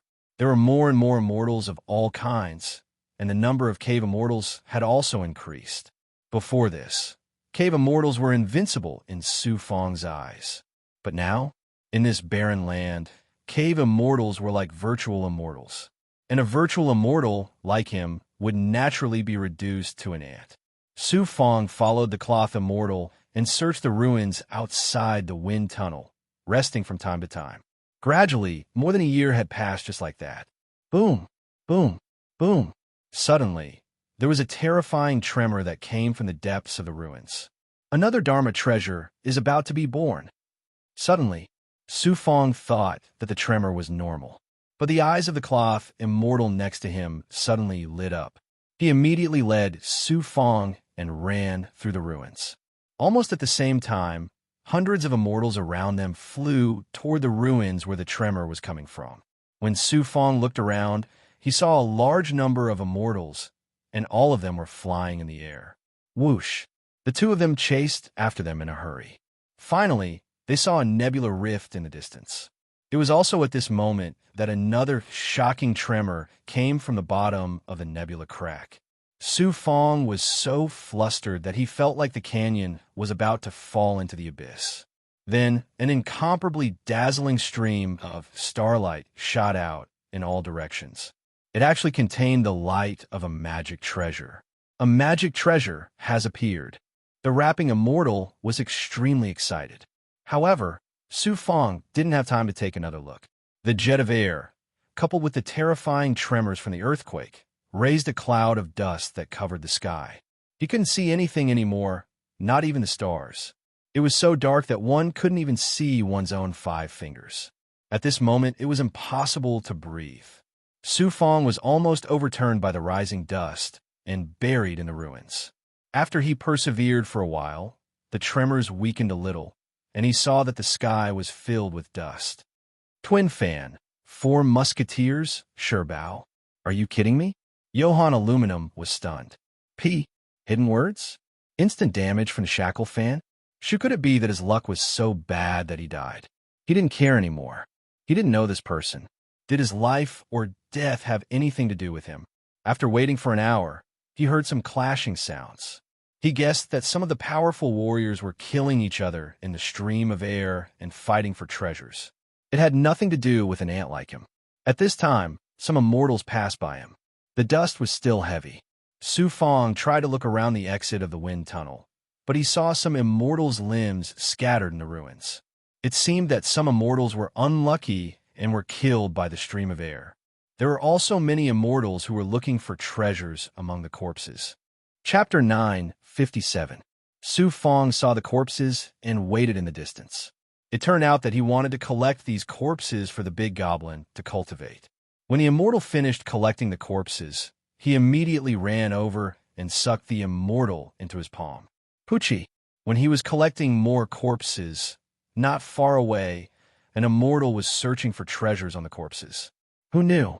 Just as he took out a storage ring, an immortal suddenly flashed by from the side and pierced his temple with a beam of sword chi. Fortunately, I'm not collecting treasures. I'm only collecting corpses. Seeing this scene, his whole body trembled. It was just a storage ring. He actually killed an immortal just like that. That immortal's corpse fell to the ground, and a black-clothed immortal appeared. The sword chi in his hand had not dissipated, and he suddenly looked at Su Fong, who was 100 meters away. Then, he took several storage rings from the dead immortal's body, and even cut open the corpse's stomach to find a flying sword. It was too bloody, even the corpse was not spared. Before that person left, he looked at Su Fong one more time before turning and flying into the depths of the dust. I'm not looking for treasures anymore. I'm not looking for treasures anymore. Phoenix Transformation Valley was dangerous, and humans were often the most fatal. Su Fong decided not to go into the wind tunnel in the depths of the dust, but to collect the corpses outside, and he needed a way to collect the corpses. After many immortals searched for treasures on the corpses, he would collect the corpses. Thank you, Master. Xianwang, 6 Paths Pagoda, second layer space. More than 10 desolates? Chu, Zhuli, Gao Feiyu, Sang, Jiayu Cheng Shui. When Su Fang's young immortal appeared with a large number of immortal corpses, which Big Goblin was not excited and greedily began to devour the corpses in front of Su Fang. Su Fang gave a portion of the corpses to Green Feather King, Undying Tortoise, and other big goblins to cultivate. The other tens of thousands of ordinary big goblins also obtained a portion of flesh. He estimated that he had found dozens of corpses. At this moment, dust was still flying everywhere, and some nebulas were swirling in the air. Su Fang simply turned around and left. He didn't fly far before he saw some immortals resting on the outskirts. They were openly selling and trading treasures. These people either killed people or accidentally obtained some treasures. Most of them came here to see if they could find any treasures. Su Fang didn't see the cloth-wrapped immortal, so he guessed that he really did die in that jet of air. Just as he was about to leave the canyon, he suddenly heard a faint sound from his right arm. Purple Chi magic spirit. Could it be that there is a treasure nearby? This sound only came from one place, the Purple Chi Law Spirit. He tried his best to stimulate the Purple Chi Law Spirit, and the sound became louder and louder. Purple light constantly flickered in the depths of his meridians. Fortunately, there was nothing wrong with his skin. Looking for the commotion, he realized that it was a few immortals who were clearing up items and piling up some broken and unknown items at the side. It turned out that these people were all experts sent by the Merchant Association. They directly bought treasures from the immortals here and brought them back to the Merchant Association, earning a shocking amount of wealth. Among the pile of almost worthless items, the item that came from the Purple Chi Dermic Inspiration was among the pile of treasures. These experts were currently trading with some immortals. Su Fang also took out some items to trade with the merchants, but they were neither hot nor cold, and the price was also very low. After a while, after trading with these people several times, Su Fang proposed to buy these ordinary items that were worthless in the eyes of the merchants. In the end, they only needed 500,000 middle-grade immortal stones or 500,000 low-grade immortal essence pills to give to Su Fang. It was best to discuss the price, and Su Fang sold this pile of miscellaneous items. Most of the items were obtained by the Merchant Association's experts from different channels. They would first pick a few items here and then return to the Merchant Association to carefully examine the treasures. No one dared to have any ideas about the Merchant Association. They had come with quite a few people. After obtaining this pile of items, Su Fang didn't immediately search for the treasure. He wanted to quickly leave the Phoenix Transformation Canyon. Oh my little brother. He was just one step away from leaving the crowd. At this moment, a person suddenly flashed out. It was the cloth-wrapped immortal who had suddenly disappeared. He still only revealed a pair of eyes, and still passionately didn't treat himself as an outsider. He patted Su Fang's shoulder. I was just looking for you. Previously, I was also unlucky. I was sent flying by a rock and buried under the ruins. I escaped with great difficulty and almost lost my life. Brother, where are you going? I plan to leave. I don't have a share of the treasure, and I was almost buried under the ruins. I also saw many people kill me to steal the treasure. My life is more important. What's the rush? You can't come here for nothing. The cloth-wrapped immortal really didn't treat Su Fang as an outsider. He directly pulled Su Fang to a small mountain to rest. He quietly said, I just heard that 2 magical treasures have appeared this time. They're both ancient treasures. Unfortunately, one of them was taken away by an expert the moment it appeared. The other one's location is unknown. I think it's somewhere in these ruins. Look at those immortals from the merchant guilds. Aren't they all here? That means there's something going on. I also don't want to risk my life to look for such a treasure. He was obviously trying to bewitch him. How could Su Fang not understand? Moreover, he had already obtained the treasure. No, you're my brother. No matter what, you have to stay and accompany me. You can't leave me alone. If I don't leave, you can't leave either. However, what Su Fang didn't expect was that at this moment, the cloth-wrapped immortal insisted on pressing him down so that he couldn't get up. The other party was still smiling and didn't stand on ceremony. He took out immortal pills and gave Su Fong hundreds of them. He even gave him some spiritual items, saying that they were family. You don't have to stand on ceremony. As the saying goes, don't hit a smiling person. The cloth-wrapped immortal gave Su Fong immortal pills and resources, so Su Fong was too embarrassed to insist on leaving. After resting for a while, Su Fong released the young immortal and entered the Xianhuang Six Paths Pagoda, while the cloth-wrapped immortal went to get close to the other immortals. What kind of treasure could cause the purple Qi Dharma spirit to react? With this strong curiosity, he released the young immortal and entered the highest space of the Xianhuang Six Paths Pagoda. In the seal, a large amount of materials that had been collected previously floated. Most of them were broken, but there were also Dharma treasures, various gems, and primordial stones, but they had more or less lost some quality. He activated the purple Qi Dharma spirit, and a surge of purple Qi surged over with supreme divine power, opening a path through the large amount of materials. Su Fong floated along with the purple Qi. When he entered the center of the Dharma treasure, the purple Qi suddenly seemed to solidify as if it was coiling around something. When he looked closely, it was a silver-white feather. However, it wasn't a real feather. From the feather, Su Fong saw some aura that resembled a Dharma treasure, but also wasn't. Is this a Tao artifact? Su Fong came to the silver feather and looked at the aura from the purple Qi Dharma spirit that wrapped around the silver feather. He was very puzzled. He held the silver feather in his palm. It was about half a foot long and much heavier than a feather. It wasn't a feather, but a kind of material. It didn't seem to be a Tao artifact. It looked like a palace feather. Palace feather, generally, was a symbol of the disciple's identity or a token. Palace feather was also called a token or a kind of feather-shaped rune. In short, the usage was different, so the name was different. Therefore, Su Fong felt that this was not a Tao artifact, but a token or a talisman. But if it wasn't a Dharma treasure, why did the purple Qi Dharma spirit have a little aura? He didn't understand. This was a secret that he couldn't understand. After sensing for a long time, he suddenly thought of someone. He couldn't solve its secret, but it didn't mean that Law and the blood jade in his body couldn't solve the secret. Soon, Su Fong used his magical power and let the blood jade come to the Xianhuang Six Paths Pagoda. Law was still shackled and locked in the blood jade prison. As he raised his head, Su Fong's familiar square face appeared. Knowing Su Fong's intention, Law looked directly at the silver feather. At this moment, Su Fong saw that Law's eyes were slightly jumping, as if he really knew what this silver feather was. All the aura of the Six Paths Pagoda seemed to be condensed between the silver feather and the blood jade. After a long time, Law said, "This silver feather is also a Dharma treasure. It was once a token of a long-established force. Fusing with this feather can help a cultivator increase his cultivation speed by 3 to 10 times. 3 to 10 times.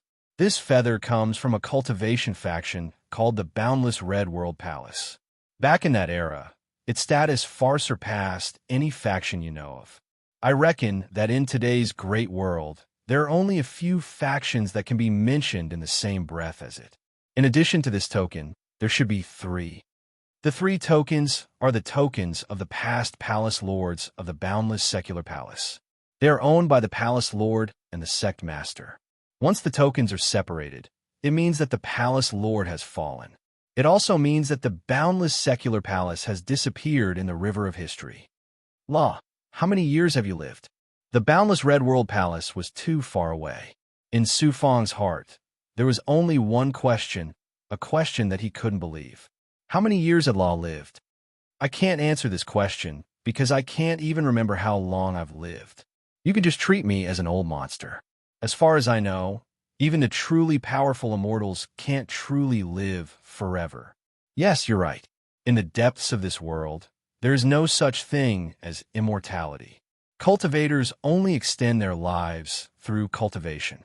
But your body and nascent spirit are separated and suppressed in different places. How can you live for so long? This may have something to do with my body.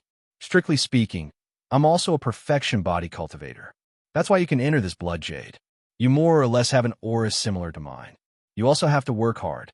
I hope that one day you can rely on your own strength to find out my identity."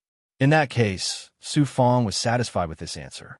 He asked doubtfully, "Then, do I have to integrate with this token from the Boundless Red World Palace?"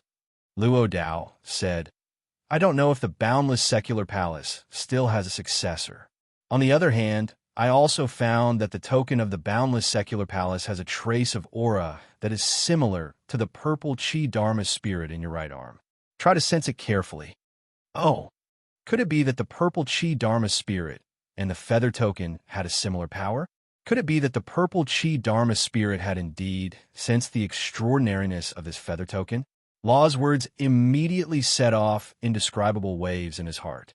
If the token of the Boundless Red World Palace had a similar power to the purple Chi Dharma spirit, then wouldn't he be able to find out the origin of the purple Chi Dharma spirit through the Boundless Red World Palace? Or perhaps the purple Chi Dharma spirit came from the Boundless Red World Palace? His mind was in a mess, but he quickly calmed down. After all, this token was related to the purple Chi Dharma spirit. He immediately urged the purple Chi Dharma spirit to release its power to wrap the silver feather. The purple Chi was like wisps of smoke, entangling the silver feather one by one. Needless to say, the aura from the silver feather did not repel the aura of the purple Chi Dharma spirit. However, the two forces did not merge. Chapter 958. They did not fuse, nor did they repel each other. The silver palace feather and the purple light floated in the air. There was indeed a mutual attraction between them, but this similar force was not strong, which was why the two forces fused. If there was no similar force, the two forces would repel each other. Luo said, "You should have sensed something, right?" Su Fong frowned, puzzled. "There is indeed a very weak and subtle force in the silver palace feather, similar to the purple Chi magic spirit." "Luo, how do you explain this? Is my purple Chi magic spirit a magic treasure of the Boundless Secular Palace?" "I don't think so. If the purple Chi magic spirit is a magic treasure of the Boundless Secular Palace, then why does it only have a slight force similar to the palace feather? Then what? I think the silver palace feather has a similar force to the purple Chi magic spirit." "Do you mean the silver palace feather has the power of the purple Chi magic spirit?" "That's what I mean, but it's hard to say for sure. But I'm sure that there must be someone in the Boundless Secular Palace, or some kind of force, related to your purple Chi magic spirit. That is to say, the people in the Boundless Secular Palace should know the origin of the purple Chi magic spirit. Isn't it too much of a coincidence? I got the silver palace feather by accident, and it's related to the purple Chi magic spirit.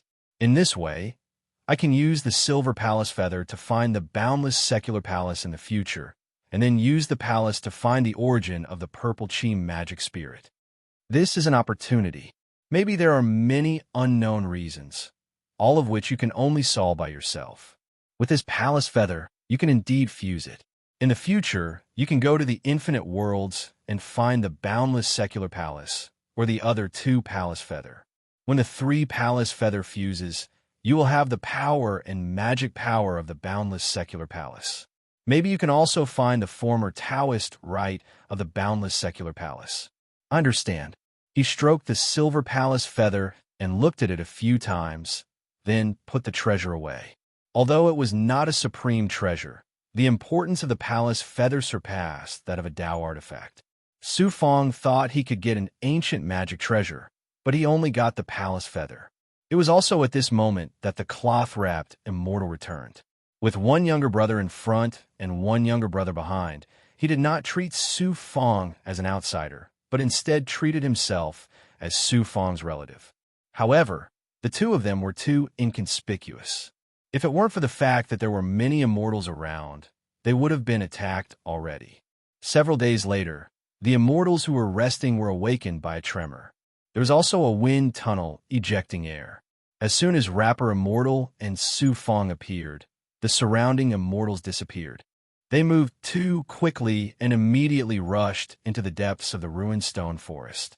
After advancing for a while, they suddenly saw a big goblin in human form chasing after a few immortals. The other immortals didn't seem to have any intention of helping. This kind of slaughter was too common in the Phoenix Transformation Canyon. Even Su Fong felt numb. About half a day later, they finally arrived near the ruins of another wind tunnel. Dust filled the air, and sparks flew inside. A large number of experts were probably fighting each other. It seemed that some kind of treasure had appeared in this ejection.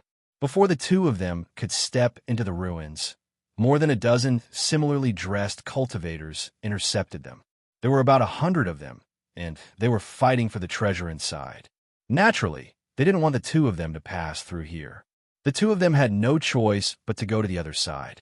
They saw more than a dozen immortals trembling in fear, not daring to casually step in. Did you know that the magic treasure that appeared just now? I heard it's an ancient Tao treasure that disappeared from a large sect.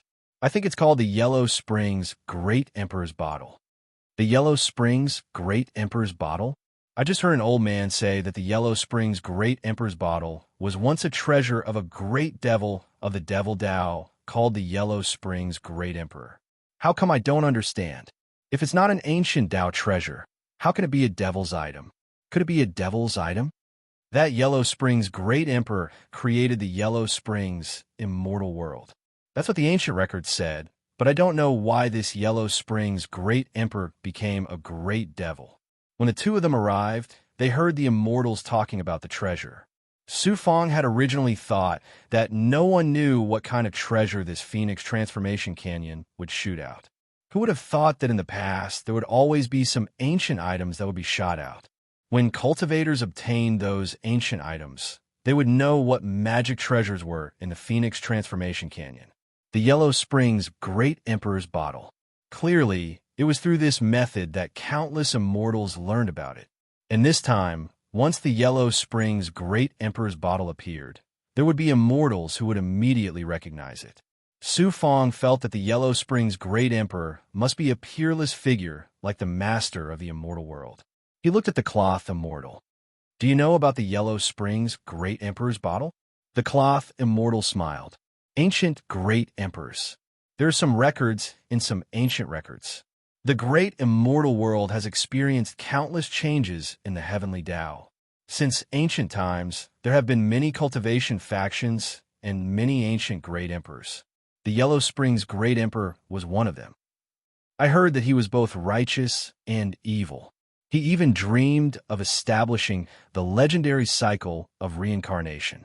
He wanted to establish a heavenly Tao of reincarnation in the great immortal world and control eternal life. Reincarnation. What is reincarnation? Reincarnation. The reincarnation of a Yellow Springs Great Emperor is immortality. Not only does his physical body exist forever, his spirit, no, the Yuan spirit that you know, must also exist forever. According to the ancient records, the Yellow Springs Great Emperor defied the heavens and shattered the heavenly Tao's laws. He wanted to establish the order of reincarnation in the great immortal world. What a great Yellow Springs Great Emperor. He wanted to strip the heavenly Tao and control his own destiny. But so what? Although the ancient records did not record how the Yellow Springs Great Emperor died, at least it shows that he did not succeed. He was too delusional. He wanted to establish an indestructible cycle of reincarnation, control a heavenly Tao, control a great immortal world, and make the lives under his control eternal life. Master the heavenly Tao and establish reincarnation. The Yellow Springs Great Emperor. Su Fong remembered this ancient great emperor. Even if he did not remember, the courage to establish reincarnation, shatter the heavenly Tao's laws, and establish order was deeply ingrained in his mind. After waiting for a while, there were still immortals who dared to enter. The cloth immortal also brought Su Fong and stepped into the dust where countless experts were fighting over the treasures. The two of them walked through the ruins. As they walked, they saw many corpses of immortals. Most of these immortals were cave immortals. In the great immortal realms, cave immortals were considered experts. But in the desolate lake astral realm, they were existences on par with virtual immortals. They were even inferior to mortals and were basically cannon fodder. Su Fong immediately sucked the cave immortal corpses into his palm. While others were searching for treasures, he was here to move corpses. While the cloth immortal was avoiding the powerful immortals around them, they walked through the ruins as if they were treading on thin ice. Unexpectedly, at this moment, a void palm print suddenly tore through the dust in front of them and came at them abruptly. When he heard the sound, Su Fong saw that the dust in front of him had been torn apart, forming a black hole. And within the remnant of the palm print, there was actually a yellow bottle. Treasure. Su Fong's first thought was that this bottle was something good. Unfettered Yuan, you are not my match. You still want to snatch this bottle? If I can't get it, you can forget about getting it either. I'd rather go into the depths of space-time. Don't even think about it. And from the black hole behind the palm print, he heard two people talking. Whoosh, whoosh. Just as Su Fong and the cloth immortal were attracted by the bottle, a few immortals around them reacted first and desperately tried to grab the bottle. Snatch the treasure. That vase was probably the Yellow Spring Great Emperor's vase that belonged to the Yellow Spring Great Emperor. Nobody knew what was inside that vase. At the sight of that vase, Su Fong recalled the Rakshasa jade vase that he had left in the small world. Pa! Pa! Several immortals tried to grab the bottle, but when they were less than 10 feet away from it, they were all killed by the remnant energy around the bottle. Their corpses kept falling. Chi!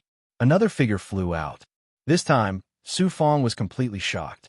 It was not an outsider, but the cloth immortal beside him. He suddenly did not seem like an ordinary cultivator. In a flash, he appeared beside the bottle. His eyes were filled with greed. He raised his hand and shattered the remnant palm print, then grabbed the bottle. Whoosh! Two experts also charged out from the black hole. They used their supreme divine power and shattered the aura of the cloth immortal's right arm. Then, the experts behind them seemed to want to snatch the bottle. Boom! The cloth immortal did not seem to be a match for the other party and could not obtain the bottle. But unexpectedly, his right palm was actually able to go against the momentum of the other party's divine power and shatter the other party's power. Then, he seized the opportunity to grab the bottle. The bottle isn't yours. Several experts charged out from the surroundings. These were all experts on the level of Huangfu Duan and Huangfu Yanhai. They were even stronger than the Bodhi spiritual world's genius Qi Yanzi. They were probably comparable to the big goblin Dai Yi. But the treasure is in my hands. The cloth immortal, who was almost surrounded, held up the bottle and showed it to everyone. Then, he suddenly sucked it into his palm. Which expert are you? A 40-year-old man with disheveled hair appeared. His aura caused the surrounding dust to freeze. Such a terrifying aura. This must be a world-shaking expert. The cloth immortal glanced at this expert. Loose cultivator Yuan. You know me? That loose immortal was very surprised. You're a famous loose cultivator in the Yuan Lu Great World. How could I not know you? And who are you? I'm just an ordinary immortal. I'm not worth mentioning. I want this treasure. In your dreams. Hand it over. Another old man appeared. He looked to be in his 60s. Loose cultivator Peng Yuan looked at the old man. True monarch Daofeng, we can't let this person go. The treasure belongs to the strong. If you want to take it away, you have to defeat us. I know who you are. At this time, while the experts were in a stalemate, a young cultivator slowly walked out from the dust space. He looked to be in his 30s. He was dressed in white and wore a white feather-round hat on his head. 2 strands of hair fluttered gently at his temples. His figure was thin, and he should have been a handsome expert. However, his face was full of poison spots. By Tsubing, it's actually you, people of the evil path. You dare to snatch the treasure in front of us experts of the righteous path. Loose cultivator Yuan and true monarch Daofeng all looked at the white-clothed, poison-spotted man in surprise. Like the experts around them, they were somewhat wary. By Tsubing, what a strange name. An expert who was both righteous and evil. Bai Tubing walked to one side and suddenly stopped. He pointed at the cloth immortal. Bai Tubing, am not someone of the demonic path. I only kill people to research how to deal with demonic poisons. I'm not your enemy. Don't speak nonsense. Be careful of your words. The cloth immortal looked coldly at Bai Tubing. Haha, I'm afraid you won't succeed. Everyone, This person is the great monk Shangda. Bai Tsubing said an unbelievable name in front of everyone. The great monk Shangda. Everyone looked at the cloth immortal like wolves, tigers, and leopards. It was as if they were looking at prey. Chapter 959. Monk Shangda, so it's you. You're really greedy. You're even a legendary Buddhist cultivator. You've already obtained an ancient treasure the last time. Are you trying to take all the treasures that have appeared here? How is this a Buddhist cultivator? Despicable and shameless. He hid his identity and strength among the weak. He was a weakling looking for treasures right under our noses. You almost got away with it. No matter what, we can't let you take any treasures today. There are more than 20 experts around. Which one of them wasn't a true expert of the great world? What cave immortal? Everyone here was far from a cave immortal. The essence immortal, perfected Lord Daofeng, Bai Tsubing, and the others were all closing in on monk Shangda. Su Fong was the most shocked. He had never expected that this seemingly extraordinary cloth immortal, who didn't have the aura of a peerless expert, was actually the famous monk Shangda, who had obtained an important treasure in this Phoenix Transformation Valley. Su Fong instantly understood what was going on. He really wanted to give that monk Shangda another stab to vent the hatred in his heart. Despicable, how shameless. A peerless expert is pretending to be a lowly, ordinary disciple, acting like he's trying to cheat me out of food and drink. He's clearly using me to make him look more like an ordinary cultivator. He finally understood why this guy was so passionate. Experts were indeed experts. Su Fong had learned something new. I won't fight with you guys anymore. Surrounded by everyone, monk Shangda seemed to have no choice. In front of everyone, he took off the coarse cloak wrapped around his body, revealing a medium build and a round face that was slightly chubby. He really did look like a legendary Buddhist cultivator. His round face and earlobes were slightly thicker than ordinary people. No matter how one looked at him, he didn't look like an ordinary cultivator. Monk Shangda wasn't wearing the legendary kasaya of Buddhist cultivators. He was just wearing a plain robe. The biggest thing about him was that he was bald. Monk Shangda, you're smart. There are so many of us here. Do you think you can take away the Yellow Spring Great Emperor's bottle? We all know that the Yellow Spring Great Emperor's bottle might contain the reincarnation Great Tao that the Yellow Spring Great Emperor created in the past, as well as the secret of the reincarnation immortal world. It's impossible for you to take this Great Tao for yourself. One by one, the experts blocked off the surroundings tightly. Moreover, they were filled with killing intent. The great monk Shangda was in danger. Although he didn't know how strong this person was, he wouldn't be able to escape from being surrounded by so many experts. The itinerant expert from the Yuan Fortune Great World, Wanderer Yuan, laughed coldly. The Yellow Spring Great Emperor is a figure of the Devil Tao. Monk Shangda, hand over your transcendent treasure. You are a Buddhist cultivator. Are you really going to fall into the Devil Tao? Brat! Suddenly, the great monk Shangda sent a telepathic message to Su Fong. I'll let you off easy this time. I'll give you the Yellow Spring Great Emperor's vase, and you'll escape immediately. I'll hold him back. I don't want to. Su Fong was shocked and immediately refused. Such a treasure really isn't suitable for me. I'll give it to you. Ha! Then I'll draw these people away. Monk Shangda suddenly waved his hand and glanced at everyone. If you want the Yellow Spring Great Emperor's vase, I will give it to you. Ha! Then, with a shake of his right arm, he really grabbed an ancient magic treasure, which attracted the attention of the 20 or so experts around him. However, the light of the magical treasure was suddenly sent flying towards Su Fong with a whoosh from his palm in the air at a speed that caught Su Fong off guard. Ah! The crowd of experts watched in surprise as the ancient magic treasure flew towards Su Fong. They were all very surprised. My good disciple, I'll give this magic treasure to you. Ha ha! Then we'll meet at the old place. Monk Shangda took advantage of the fact that everyone was attracted by the magic treasure and took a step forward to snatch the magic treasure. He swung his arms in the air and instructed. Then, with a swoosh, he flew into the depths of the starry fog and disappeared in the turbulent starry sky. I don't want it. This was probably the only thought in Su Fong's mind at this moment. But he couldn't shout it out. He didn't even have the chance to do so. The 20 or so experts chased after the magic treasure and pounced towards him like hungry dogs pouncing on their prey. The magic treasure's light also flew towards Su Fong. But at this moment, he saw through the magic treasure's light. There was indeed a vase inside. But what surprised him was that the vase was just a magic treasure's divine ability condensed by an ancient seal. It wasn't a real vase. He was deceived. He suddenly opened his eyes and saw the dozens of experts in front of him.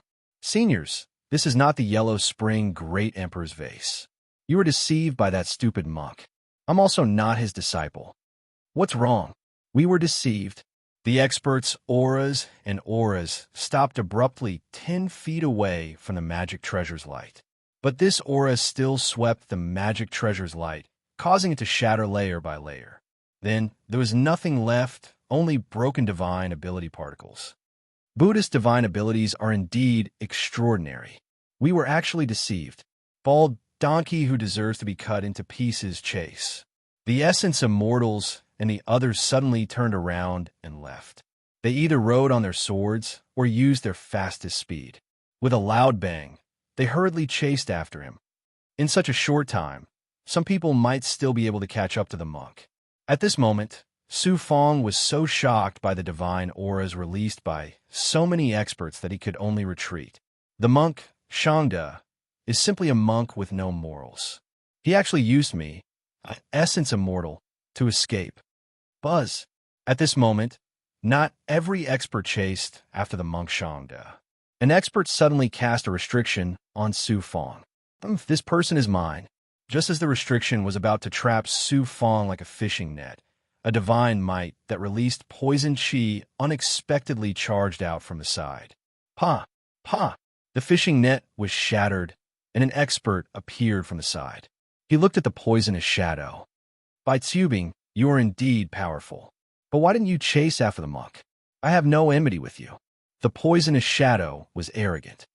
This kid is mine. Since he is the monk's disciple, how can I give him to you for free?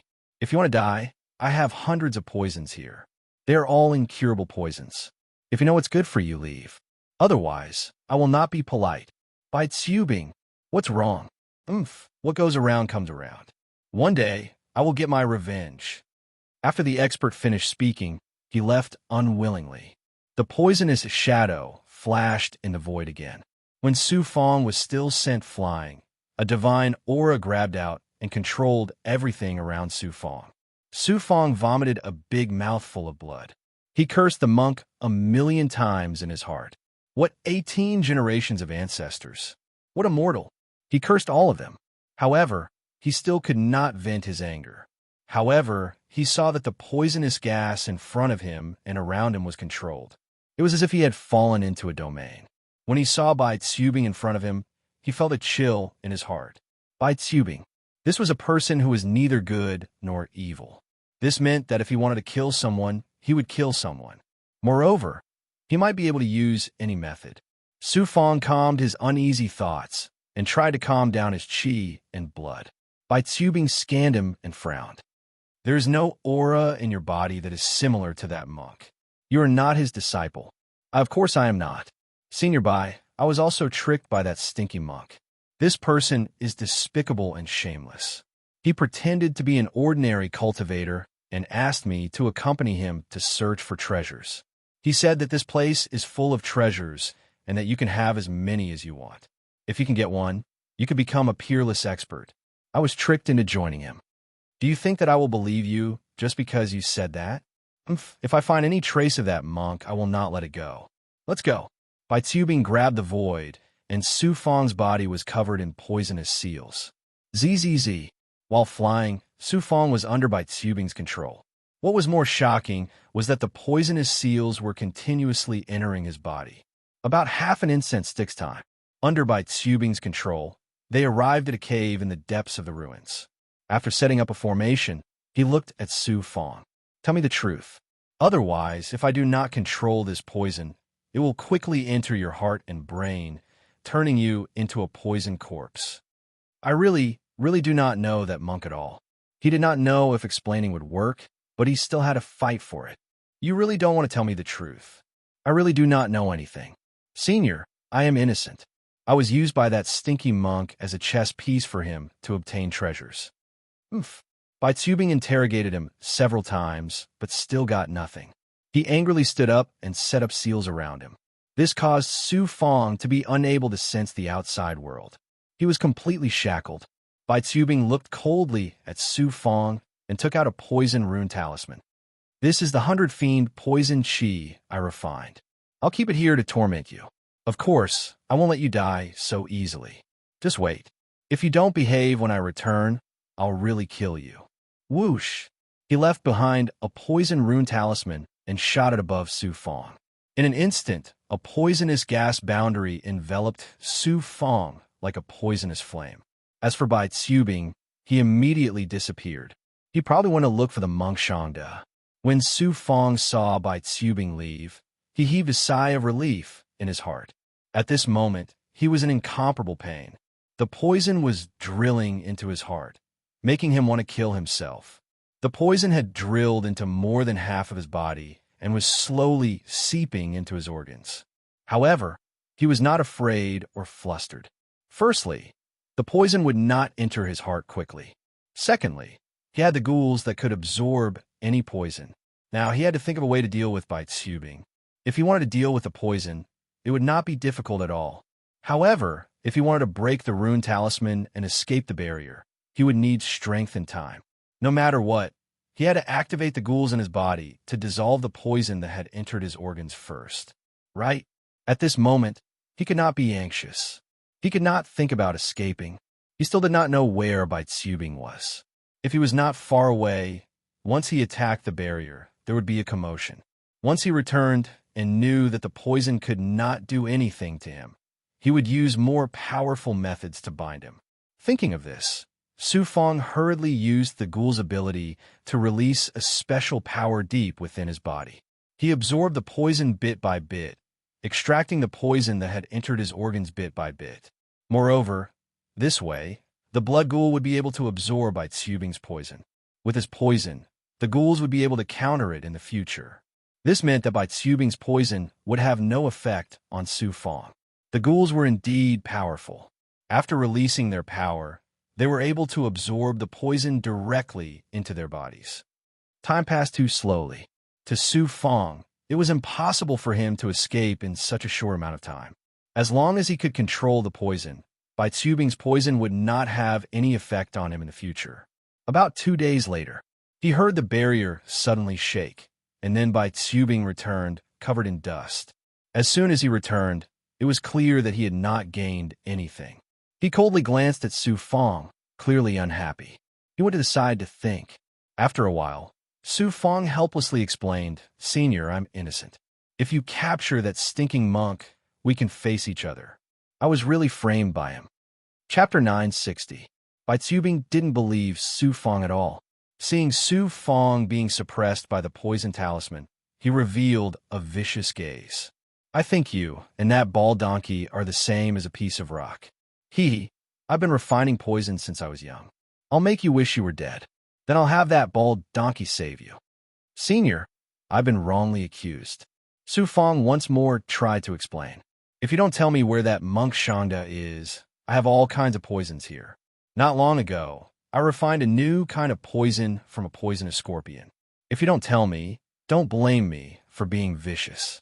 Don't worry, I won't kill you immediately. You're the trump card I used to obtain an ancient magical treasure from that monk." It seemed Baitsubing didn't believe Su Fong at all. With a wave of his hand, a small black cauldron appeared. This was a poison cauldron.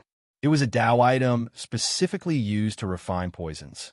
In truth, it was similar to the void dust cauldron Su Fong had obtained. It could also be considered a cauldron transformation.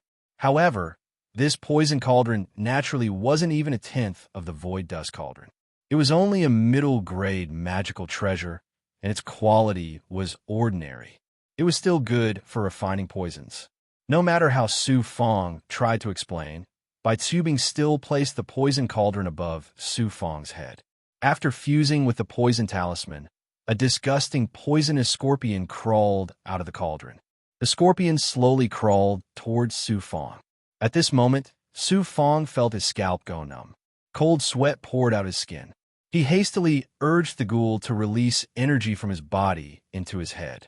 An intense pain that felt as if his skull was about to be ripped apart instantly spread from the top of his head to the rest of his body. The pain caused Su Fong to let out a heart-wrenching roar at this moment, as if the meridians in his body were about to be shattered. Haha, I've refined poisons my entire life, turning into a poison man. I've obtained countless poisons in my life. There are hundreds of poisons I can use to torture you.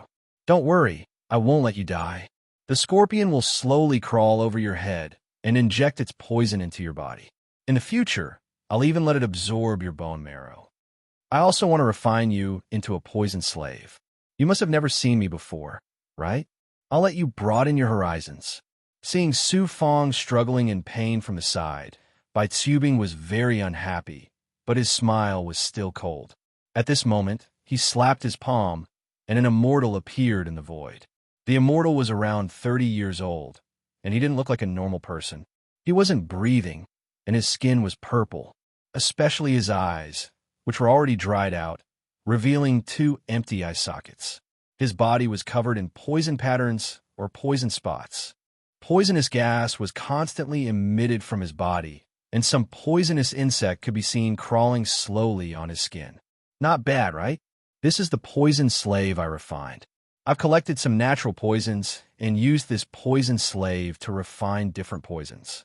In the future, if you really don't tell me the whereabouts of the great monk Shangda, I'll refine you into a poison slave. I'll give you some time to think it through. Bai Tsubing was very pleased as he sucked the poison slave back into his palm. How vicious, how vicious. Using a living person to refine poison. That poison slave isn't dead at all. He's still breathing, still has a heartbeat. Su Fong's heart burned with shocking fury. Looking at Bai Tsubing, he really wanted to kill this person. This person's methods were extremely vicious, and he was even more despicable than the great monk Shangda. But right now, the most important thing was to use the ghoul eater to secretly neutralize the poison, and then dissolve the pain from the poison. The ghoul eater was shockingly effective. It had to be known that Su Fong's skin was blood black. Other than his internal organs, most of his flesh was poisonous. From the looks of it, Bai Tsubing had no intention of letting him go. Whoosh! Several days later, within the sealed poison flame, Su Fong suddenly heard a commotion from the side. Secretly sensing it, he saw Bai Tsubing releasing a magical treasure, the Xianguang. The magical treasure's luster was very ancient, and it was clearly not an ordinary magical treasure. Like the heartless sword spy, it was also an ancient magical treasure. So Bai Tsubing's luck is actually so good to obtain an ancient Dao item. At this moment, he was really looking forward to seeing what that magical treasure was. Bai Tsubing was controlling the magical treasure's luster. That magical treasure had a trace of his bloodline aura. It seemed he had been refining this treasure this entire time. The luster faded a bit, and Su Fong saw a fan in Bai Tsubing's hand. It didn't seem to be an offensive magical treasure. It didn't have a shocking, domineering aura. It was very gentle, and it was a meter long. Bai Tsubing suddenly circulated a strand of true qi, and the fan grew to 3 meters long. With a flash, he sat down cross-legged on the fan, and the fan lifted him up weightlessly. Secretly staring at the fan, Su Fong was very curious. He immediately communicated with the blood jade in his body. Luo, what magical treasure is that? It looks very wondrous. You're still thinking about that magical treasure? Aren't you worried you're in danger? Luo asked very calmly. Since there's no other way, I can only wait. Furthermore, he thought his poison could control me, but it didn't. That fan is truly extraordinary. It's a magical treasure refined by some forging grandmasters a long time ago. It's similar to flying swords, and it can fly through the air. It's called a feather fan. A feather fan similar to flying swords. This feather fan is different from flying swords. Flying swords can fly through the air, and they can also attack. However, this feather fan can only fly through the air. A long time ago, some experts used this kind of fan to fly through flying swords, and it was easier to control. Usually, only a few forging grandmasters could refine this kind of fan. That's why there weren't many of them in the past. Baitzubing's luck is too good. I'd rather not have an offensive magical treasure. With this fan, I can definitely use it to escape. Haha, you're different. Your first thought isn't to escape. Look at my cultivation. The only thing I can think of now is not to kill and steal, but to escape. This feather fan is nice. It would be great if I could get it. This poison cultivator is quite strong. In the great immortal realm, he would be a top expert. In the eyes of most of the righteous path, this kind of wicked path cultivator is very scary. Luckily, you have Shuai. Otherwise, you would only end up dead. Feather fan, oh, feather fan. After chatting with Luo, Su Fong was completely attracted by the feather fan. Once he had such a magical treasure, he would not have to worry about escaping even if he ran into a big goblin like Lu Xiong. After a closer look, he noticed that Baitzubing did not have the feather fan for long. He was still fusing with it. Even if Su Fong wanted to have such a magical treasure, it was impossible. It was already in Baitzubing's pocket. Swish, another half a year passed. Suddenly, there was a slight tremor on the ground. Baitzubing, who was fusing with the feather fan, suddenly stopped cultivating. Then, he sent out a clone to continue fusing with the feather fan in the poison formation. In a flash, he left the cave that was sealed and protected. Here was his chance. I think there's another blast of air.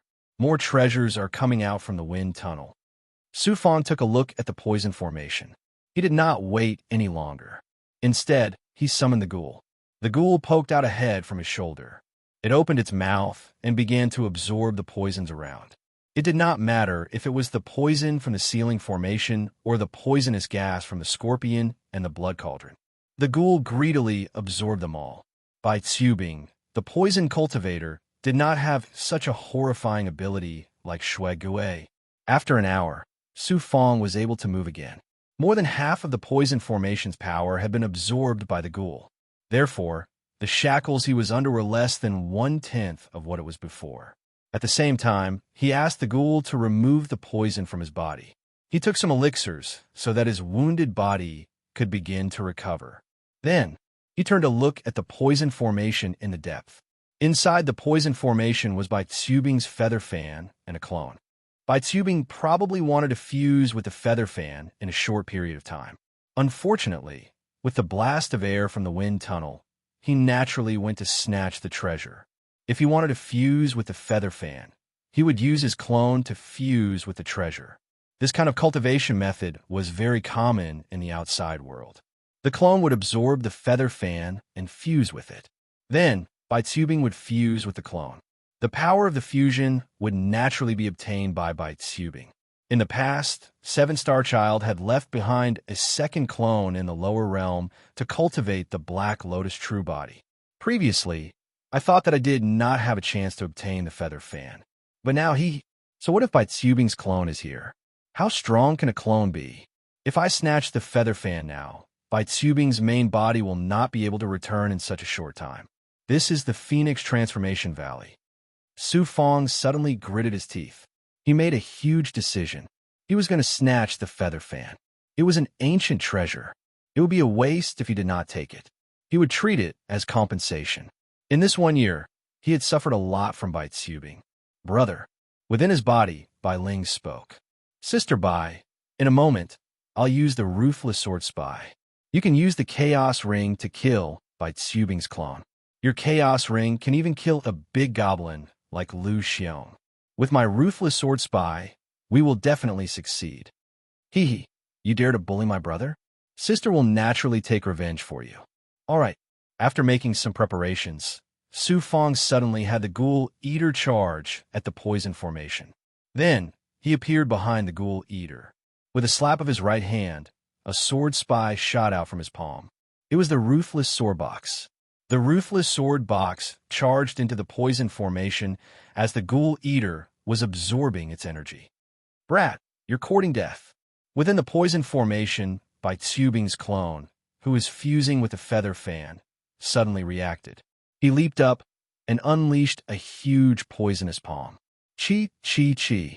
18 ruthless flying swords shot out of the sword spy and struck the huge poisonous palm. Sword spy, It's actually a sword spy. Bai Tubing's clone trembled. Seeing the ruthless flying swords kill the poisonous palm, he was stunned by the ruthless sword spy. An ancient artifact, and a sword spy at that. Bai Tubing's clone was filled with greed. Swish! Swish! The 18 ruthless flying swords completely destroyed the poisonous palm and continued to attack the clone. Bai Tubing's clone spat out a poisonous flame that split into many poisonous figures. Each of them shot out a poisonous light that clashed head-on with the ruthless flying swords. "Brother, watch me." Outside the poison formation, Su Fong was controlling the ruthless sword spy when Bai Ling suddenly appeared. With a flick of his finger, a mixed-colored ring shot out, piercing through the poisonous gas. Whoosh! The chaos ring flew out of the ruthless sword spy and was about to hit Bai Tubing. Bai Tubing's clone saw the chaos ring and hastily spat out a talisman. That talisman? It was very powerful and probably had extraordinary strength. Rumble, chaos ring, and talisman? After the collision, a poisonous flame exploded. Bai Tubing's clone was forced to retreat. His body started to turn transparent as the 18 ruthless flying swords came at him again. He could only clench his teeth and send out a palm. However, when Bai Tubing used his explosive strength to resist the ruthless flying swords, the chaos ring also quickly and fiercely pierced through his forehead. "No, you are such a lowly immortal ant. How can a virtual immortal possess such extraordinary artifacts? Remember, I will not let you off." After saying this, Bai Tubing's clone struggled and shattered with a loud bang. Chapter 961. Boom! Boom! Bai Tubing's doppelganger continued to struggle. After 3 breaths, it had completely shattered and turned into a cloud of poisonous smoke. At this moment, the poison array also shattered. Su Fong ordered the ghouls. The ghouls immediately rushed in and sucked all the poisonous gas into their bodies. Buzz! Buzz! Su Fong also had the Xianwang 6 Paths Pagoda control all the big goblin's dermic powers. After holding on for a while, it grabbed at the feather fan. After grabbing the feather fan, Su Fong could not help but feel excited. Bai Tubing had already fused a part of the feather fan. It was just that it was not completely fused. That meant that Bai Tubing had awakened this magic treasure and started to recognize him as its master. Now that Su Fong wanted to shackle the feather fan's consciousness would naturally reject him. Pa! Pa! The feather fan vibrated a few times and unleashed a powerful magic treasure. In the end, it shattered Su Fong's shackles. There's not much time left. In less than half an incense's time, Bai Tubing will be back. When he thought of this, he decided to go all out. Su Fong grabbed the Origin Saint with his right hand. "Oomph, your feather fan is powerful. But no matter how powerful it is nothing compared to a divine artifact." Activating the Origin Saint, a red light shot out from the surface of the mirror. The feather fan was not an offensive or defensive magic treasure. It did not take the initiative to escape. It only released a powerful magic treasure's aura to protect itself. Whoosh! The red light swept the feather fan's magic treasure light and shattered it. Then, it covered the feather fan. Streams of 9 yang primordial fire burned. The feather fan could not move at all. It could only struggle and tremble. After a few breaths, the 9 yang primordial fire burned the feather fan. Some magic treasure's immortal patterns began to appear. He did not expect a Tao artifact to be so weak under the power of an Origin Saint. At this moment, Law, who was in the Blood Jade, could not help but praise, "Impressive. This divine artifact of yours is really extraordinary." Of course, the Origin Saint was extraordinary. He had no confidence in anything, but he had absolute confidence in the Origin Saint. Chi! Many immortal runes appeared on the feather fan. Su Fong used the 9 yang true fire to burn Bai Tubing's blood chi from the immortal runes. After being sucked into the primordial chaos sacred realm, the feather fan became an ownerless item. However, it was also filled with reverence for Su Fong. When Su Fong grabbed it again, the feather fan behaved like an obedient child, not daring to move an inch. It seemed that the feather fan was afraid of the primordial chaos saint. Otherwise, it would have been melted by the 9 suns' true fire. Boom, boom, boom. Together with Bai Ling, they shattered the remaining poison array. When Bai Ling returned to Xianhuang's Six Paths Pagoda, Su Fong flew out of the remaining poison array alone. He flew out of the ruined cave, surrounded by flying dust. He couldn't even see his own fingers. Activating the world fragment and controlling the power of the world, he immediately summoned Lu Xiong. Under Lu Xiong's protection, he quickly flew away from the ruins. By Tsubing, who cares? This was the Huangze Astral, and the Phoenix Transformation Canyon was a natural danger zone. No matter how strong Bai Tsubing was, he couldn't find him in this desolate land. The birth of the ancient treasure had nothing to do with him. He had already flown to the edge of the Phoenix Transformation Canyon. An hour later, he left the Phoenix Transformation Canyon and flew into the star fog. After another day of flying, he was finally a certain distance away from the Phoenix Transformation Canyon. Lu Xiong was so tired that he couldn't take it anymore. After finding a forest, Su Fong created a barrier in the middle of the canopy of the forest. Only then did he feel at ease to rest. This rest lasted for half a month. This was the most stable and comfortable time he had spent in the Huangze Astral. Unfortunately, he couldn't rest for long, so he had Lu Xiong carry him away from the Phoenix Transformation Canyon. The heavenly mystical flame is born in the silent flame plains, and the spiritual item that can help mortals condense immortal bodies is born in the giant thorn forest not far away. One is the mystical flame, which can help me cultivate the fire cloud emperor physique. The other is a spiritual item that can let tens of thousands of big goblins transform into immortal demons. Since the silent flame plains are so far away, I will go to the giant thorn forest first. After deciding, he let Lu Xiong go to the giant thorn forest. Luckily, Lu Xiong had been to the giant thorn forest before. Of course, he had been to the silent flame plains before. It was just that he wasn't familiar with the giant thorn forest and the silent flame plains. Although he was a big goblin, he didn't go to those dangerous places often. He often captured humans to cultivate. After leaving the Phoenix Transformation Canyon, he entered the various kinds of desolate land surrounded by star fog.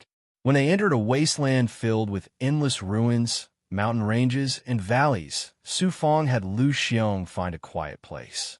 On the cliff of the mountain, there was a cave formed by a natural collapse. Su Fong asked Lu Xiong, Bai Ling, and Zhu Huang to protect him because he was preparing to advance. Where would he get the energy to advance? After setting up the array formation and covering the cave. Then, he let the ghoul appear and take out a blood cauldron. This blood cauldron was the resource that Su Fong needed to advance from the 8-Dao realm to the 9-Dao realm. The blood cauldron contained 2 deadly poisons. Deadly poisons. When Su Fong cultivated the 5 poisons true qi, he wasn't afraid of true qi. Moreover, his pure yang energy could also fuse with this poisonous gas.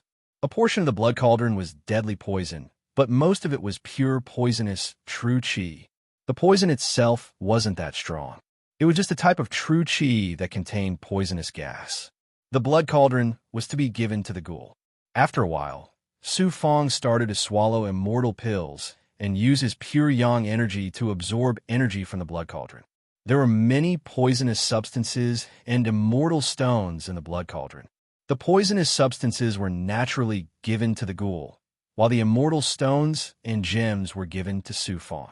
With the blood cauldron, the ghoul would have an easier time cultivating deadly poisons in the future. As expected of the great monk Shangda, this fellow really screwed me over this time. The stronger he is, the more shameless and thick-skinned he is. He almost caused me to die in Bai Tsubing's hands, causing me to walk through the gates of hell. Just you wait. When I become stronger, I will definitely take revenge on you. All sorts of energy surged into his body. Of course, this wasn't enough. Fortunately, he had the 3 Xian sword talisman from Out Yin Chanen. In a dangerous place like the desolate land, the Xian sword talisman, it finally showed its usefulness. Under normal circumstances, cultivators could absorb the essence of heaven and earth. Su Fong's absorption speed was shocking. Therefore, He didn't really use the 3 Xian sword talisman. However, the desolate land was different. The spiritual energy contained star sand and couldn't be cultivated smoothly. Now, like the Xian sword talisman, this kind of energy played a crucial role. The Xian sword talisman?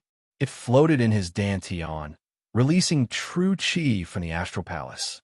Su Fong was also controlling the world fragment to absorb the energy in the desolate land. During this period of time, he had gradually reached the peak of the 8 Dao realm. He had swallowed countless pills. Now, with the help of the pure, true qi from Bai Tsubing's seal and the blood cauldron, he didn't have to worry about breaking through. About 3 months later, a flame gradually burned on his body. It was tribulation fire. With a series of explosions, tribulation aura and tribulation fire instantly enveloped him. When he opened his eyes, his body shook. Then, the terrifying tribulation fire burned crazily. His body kept shaking, and impurities seeped out his skin layer by layer. Although he was in pain, Su Fong was smiling.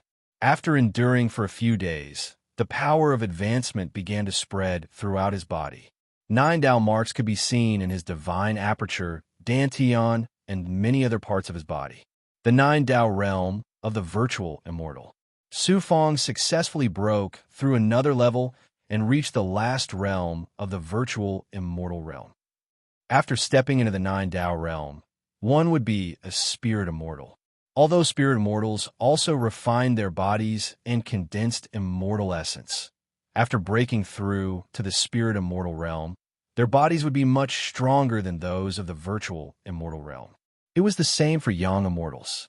Spirit immortals were naturally dozens or even hundreds of times stronger than virtual immortals. After a long time, the power of advancement calmed down. Su Fong released his sensing ability. His vision and hearing changed several times. He could see and hear further. As for young immortals, they were several times stronger. Their divine apertures were twice as large. The 9 Dao marks intertwined with their divine apertures, making them even sturdier. His meridians had also expanded several times. His bones, flesh, and blood had also become sturdier than those of virtual immortals. They also looked crystalline and translucent. It felt very good. It felt like he had changed his body. Then, he activated his domain. He could control the surrounding 100 feet. His domain could trap any virtual immortal. Even ordinary spirit immortals would have to be obedient in Su Fong's domain, unable to move. He also activated a strange smoke. This was the Night Spirit sect's Blood Hell Wolf smoke. It had astonishing corrosive power. If he used this power to suppress an immortal's immortal power, it could corrode it completely. He had been cultivating the Blood Hell Wolf smoke and rarely used it. It was so that he could solve Xiao Mei-er's heart problem in the future. Secondly, he felt that the Night Spirit sect was not simple. He would definitely have to deal with them again in the future. He also cultivated other cultivation techniques. Of course, he still focused on the ethereal true scripture, the 9 Yang 9 transformations, the 9 heavenly stars minor art, the Holy Emperor divine essence scripture, and the illusory fire cloud.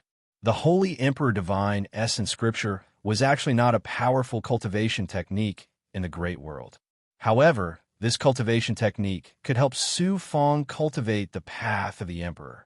Having an additional path of the Emperor might be useful in the future. The ethereal true scripture was still mysterious and unfathomable. It was unknown what realm the human Emperor was at back then to be able to truly activate this peerless cultivation technique and cause the world to tremble in the great world. As for the 9 heavenly stars minor art, Su Fong was still cultivating the first level. To him, it was no longer difficult. He could activate this cultivation technique at any time to cultivate and absorb the world's spirit qi. From there, he could condense the world's true qi in his body. The most mysterious one was the 9 Yang 9 transformations. It was an existence that surpassed any cultivation technique. When Su Fong cultivated the illusory fire cloud, his eyes were almost burning. This cultivation technique was also very powerful, especially when he could cultivate a true body. Right now, his dantian, golden core origin, divine aperture, and many parts of his body had 9 Tao marks. When he activated them, his entire body's aura would circulate within the 9 Tao marks. This was the unique aura of an essence, immortal realm, immortal.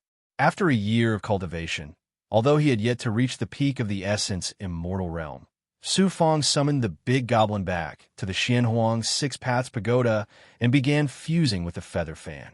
Once he fused with the feather fan, he would be able to fly quickly in the desolate lands and the great world. After the feather fan appeared, Su Fong was deeply attracted to it. It was ancient brown and had many immortal patterns. It was 3 feet in size. Furthermore, Su Fong did not need to use blood. The feather fan could sense Su Fong and behave itself. Su Fong's consciousness began to control the feather fan. He did not expect the feather fan to suddenly release its power. After the Xian Guang's dazzling explosion, the feather fan became 10 feet in size and floated in front of Su Fong. Good treasure. Just behave. He condensed blood and began to fuse with the feather fan. At the same time, he asked Luo. He said that the feather fan was a superior grade Dharma treasure. It had reached the pinnacle of superior grade. In the future, it could be upgraded to a supreme grade Tao artifact. The feather fan's quality was similar to the Heartless Sword Spy.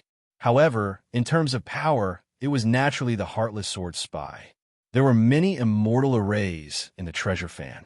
Now, Su Fong could only fuse with the feather fan. He could barely make the feather fan bigger or smaller. The feather fan could reach a maximum size of 1,000 feet. It could carry many people. It was indeed a good treasure. After fusing with the feather fan for a month, Su Fong first memorized all the immortal arrays, immortal patterns, and hand seals. He still needed a long time before he could truly control the feather fan. He had to master all these things before he could perfectly control the feather fan. Chapter 962. Stepping on his flying sword. Su Fong left the cave and rushed towards the giant thorn forest. The giant thorn forest had the ability to condense life into an immortal body. Once Su Fong obtained it, he could turn the tens of thousands of big goblin in the Xianhuang Six Paths Pagoda into demon immortals.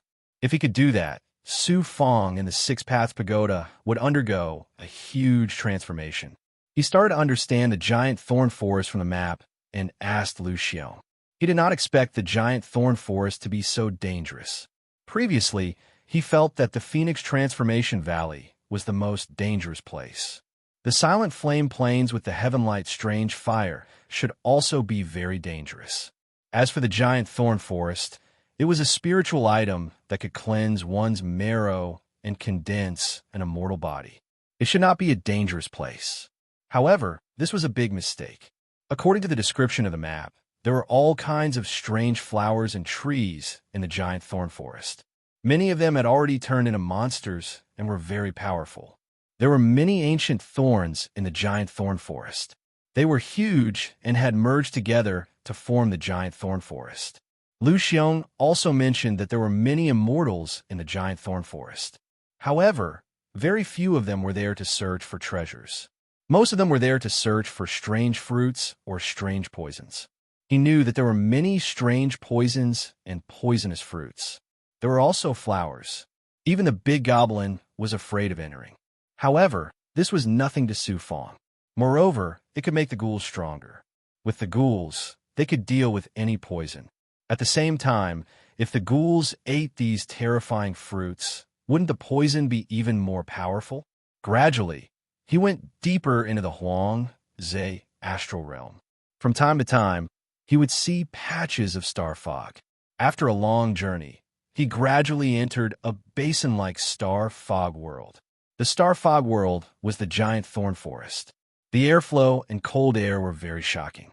When Su Fong came into contact with the cold air, his aura field could not last long before being frozen. It was very scary. He had no choice but to let Lu Xiong appear and let it control the flying sword. Virtual immortals were too weak. Even if he was a virtual immortal 9th Tao realm cultivator, he would still be restricted in this desolate land. Of course, if he could use the feather fan, he would be able to traverse the star fog. The feather fan was merging with his body at all times. At this moment, it was flying through the boundless cold energy and star fog world. A few mountain ranges appeared, faintly discernible within the star fog. After passing through a large number of mountain ranges, a dark green star fog suddenly bloomed in the depths of the star fog like a green fog flower. That was the giant thorn forest. When he got closer to the ground, he realized that there was a boundless lake on the ground. It turned out that the giant thorn forest was a huge island. There were many big goblin in the lake, and some of them were even stronger than Ruin. Fortunately, as long as they didn't get close to the lake, these big goblin wouldn't be able to attack them. Finally, under Ruin's protection, they saw the giant thorn forest. Indeed, most of it was made up of gigantic thorns and thorns, as if a large number of sharp blades were growing all over the forest. Arriving at the edge of the forest, the giant thorn was like a spear abruptly placed in front of Su Fong. He couldn't help but feel as if a lump of ice had suddenly condensed in his heart. After taking a few more steps, he and Lu Xiong saw a few big goblin corpses stuck to the giant thorns in the forest. The sharp thorns had turned them into meat paste. Master, the treasure that attracted the attention of the immortals in the giant thorn forest this time is a fruit that grew from a demon tree. The demon tree is nameless, and its fruit is also called the nameless fruit. The demon tree is very powerful and has been growing here for a long time. Because its roots are deep in the wasteland, and it is rumored that the demon tree is immortal, it hunts big goblin and humans all year round and absorbs their essence. Only then can the demon tree grow the nameless fruit. Unfortunately, I have never been to the depths of the forest where the demon tree is located. Once Master enters, you don't have to worry about the big goblin. You only have to worry about the various poisons and human cultivators. Before stepping into the forest, Lu Xiong had already explained the dangers of the forest. After Su Fong heard it, he let them enter the Xianwang Six Paths Pagoda first. Isn't it just poisons? He wanted to see how powerful these poisons were. After entering the forest, he realized that the big goblin's corpses had been cut open by a sharp weapon and their spiritual pearls had been taken away. It should be done by humans. After taking a few steps, some of the vines under his feet began to burrow into the ground with their own consciousness. As expected, the big goblin plants here all had their own lives. The heavens are helping me. The wood elemental essence can also help me increase my strength. Previously, when I obtained by Tsubing's blood cauldron, I was able to reach the 9th Dao realm. If I can absorb a large amount of wood elemental essence in the giant thorn forest, I can begin to break through to the spirit immortal realm. Also, it can make the big goblins stronger together. This is great. The giant thorn forest is a forbidden land to others, but it is a blessed land to me. From a small world to the great world, I have never seen such a good place with demon trees everywhere. With an expectant smile, Xiao Chan immediately took to the air at a jog. Fortunately, there was not a lot of star fog in the forest. After a while, Su Fong felt that his skin was a little itchy and his muscles were trembling slightly. Upon closer inspection, he realized that there was some poisonous gas. He did not know when it had seeped into his skin, but it had silently poisoned him. In the end, he confirmed that there was poisonous gas in the air of the giant thorn forest. It was just that it was not very strong. When the big goblin and humans came here, if they did not use their inner breath in time, they would slowly be poisoned. By now, it was already very serious. Swish, swish.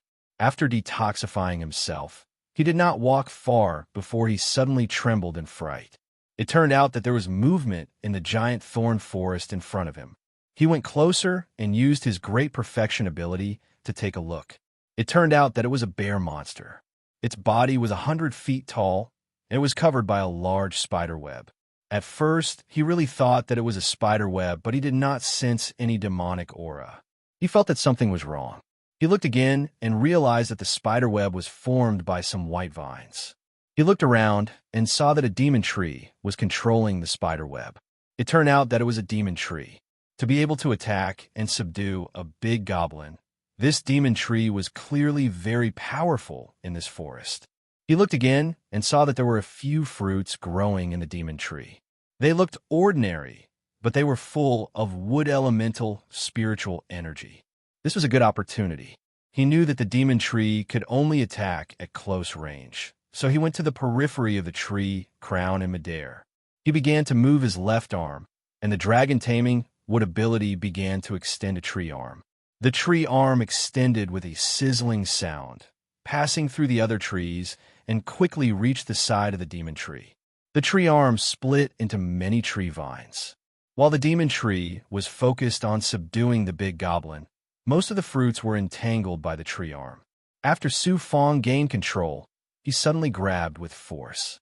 Pa pa pa, few demonic flames suddenly appeared in the demon tree crown. Then, the demon tree shook violently, and a large number of sharp branches split from its roots. However, Su Fong's tree arm had already retreated with a whoosh. It also brought along more than 30 fruits. It was a pity that the demon tree could not find the culprit after it was angry. It could only swallow this loss, and still waved its branches with a sizzling sound. Su Fong was already far away from the demon tree. Of course, he had to leave quickly after obtaining the benefits. No matter what abilities the fruits had, at least the wood essence was indispensable. He would stay behind and search for the nameless demon tree. After searching for a while, he was almost ambushed by some demonic giant thorns several times. Fortunately, he had the perfect realm ability. At this time, he felt that the danger had suddenly disappeared. In front of him was a field of very beautiful flowers. After the flowers bloomed, they were more than 10 feet wide, delicate and fragrant. When he entered, his instincts told him that these flowers might be dangerous. Just as he had this thought, the petals of the flowers in front of him suddenly fluttered, and a lot of pollen shot out from the stamen. Looking behind him, the other flowers had also surrounded him. As expected, there was danger. He immediately stopped absorbing and let the ghoul release its ability to wait. When the pollen fell, his skin immediately burned. The pollen was poisonous, and it quickly began to rot his skin, the poison seeping into his skin. Fortunately, the ghoul's ability had already been released. Any poison that entered his body was absorbed into his body. The remaining poison was immediately purified by the perfect realm ability and pure yang energy. This human is so weak. I'll let Sister devour him. He is the most suitable fertilizer for me. The surrounding flowers actually spoke.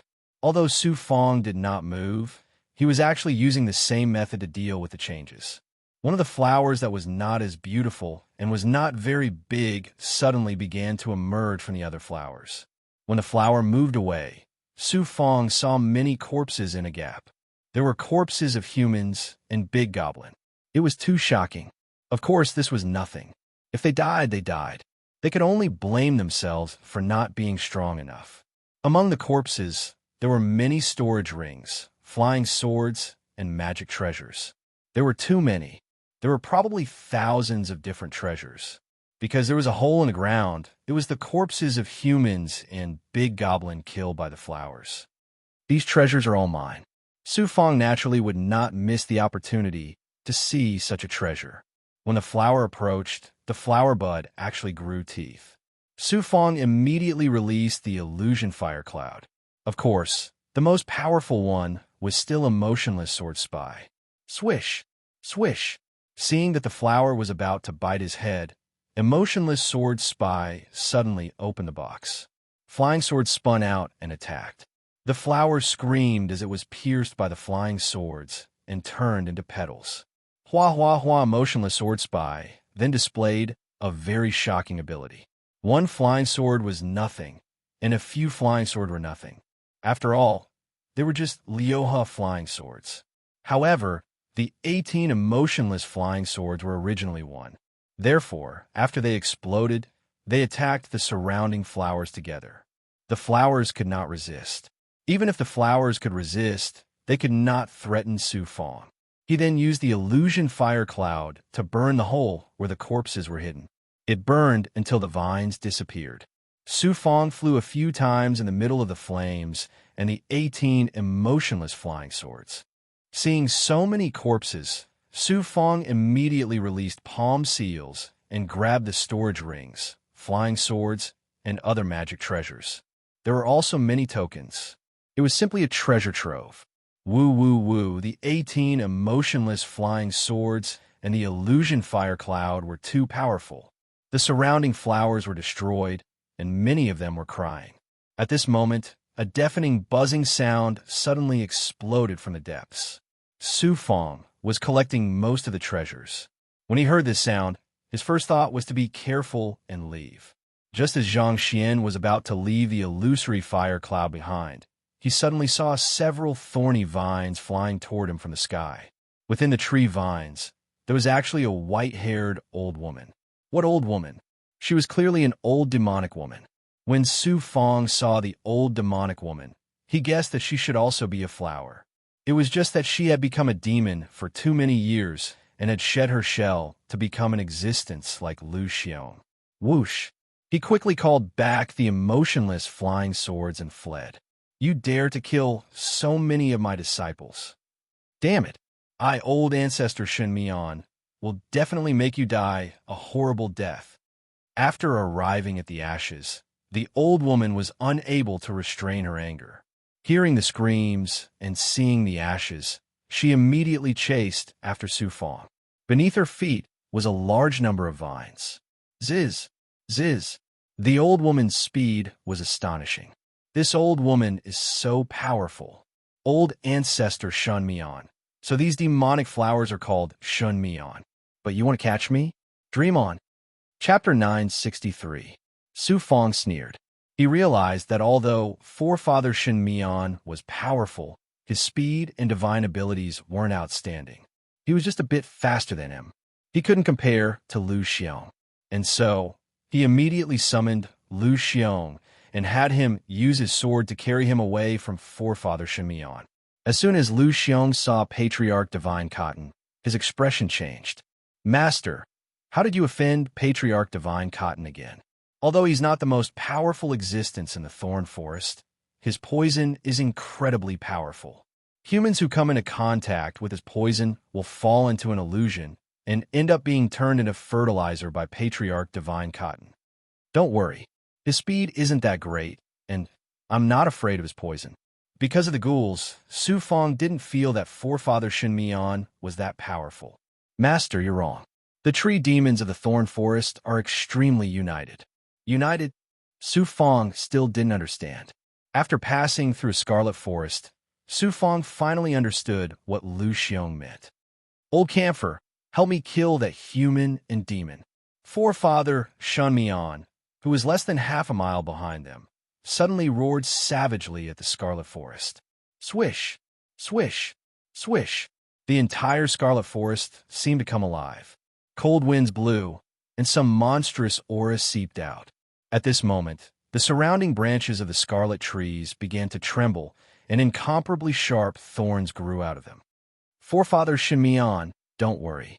A human and a big goblin are nothing in my territory. Look, he didn't know where the monster tree was, but the surrounding red trees were all shaking. Then, the tree branches whooshed over like a large number of arrows, filling the sky with killing intent. Su Fong and Lu Xiong had nowhere to hide. Merciless sword spy defend. There was no other way. Only now did Su Fong understand fear, as well as the terror of the Thorn Forest. The merciless sword spy left his hand, and the 18 merciless flying swords formed a revolving sword formation. Bang! Bang! A large number of tree thorns also shot over. Fortunately, the Heartless Sword Spy was an ancient Dao artifact, and it was also a sword spy. A single flying sword was already very powerful, and when 18 flying swords fused into a sword array, it was naturally even more terrifying, far surpassing a high-grade Dao artifact. The tree thorns were smashed into pieces, and wood shavings flew everywhere. Some of them even formed flames, and the entire forest was suddenly engulfed in flames. He then heard the tree monster say, "Despicable human. Forefather Shun Mian, this human is a tough nut to crack. I'll get even more friends to help. We definitely can't let this human leave alive." Patriarch Divine Cotton's furious roar rang out from behind. Ruhin continued to flee forward. The two tree demons did not intend to let him go. When Su Fong heard this, he saw that there was still a large number of spikes in front of him. If Lu Xiong could transform in his true form, his speed would increase by several times. However, once it released its big goblin body, it would definitely be stuck in the depths of the spikes, unable to move. A large number of tree branches and some flower-like demonic chi chased after him. There were also a few tree demons joining in the chase. It seemed that the tree demons of this forest were truly very united. At this time, Su Fong was not a rush. Thinking carefully, he thought of his own advantages and the tree demon's disadvantages, and immediately summoned the Wooling Goblin. In almost an instant, Su Fong and Lu Xiong both disappeared. Only a stone belt remained. The stone belt was the Wooling Goblin. Fortunately, it had become a demonic immortal. With a whoosh, it landed on the ground and activated its own ability, becoming the same color as the rocks on the ground. It suddenly became a part of the rocks. Whoosh, whoosh, whoosh. All kinds of tree demons ran over it, but none of the big goblin noticed anything unusual about the rocks below.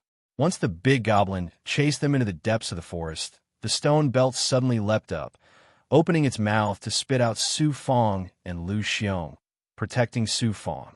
Once the Wooling Goblin returned, Lu Xiong used his sword to protect Su Fong as they flew in another direction. It was scary but not dangerous. Su Fong wiped his cold sweat. The tree demons were powerful, and there were many of them. They cannot be provoked.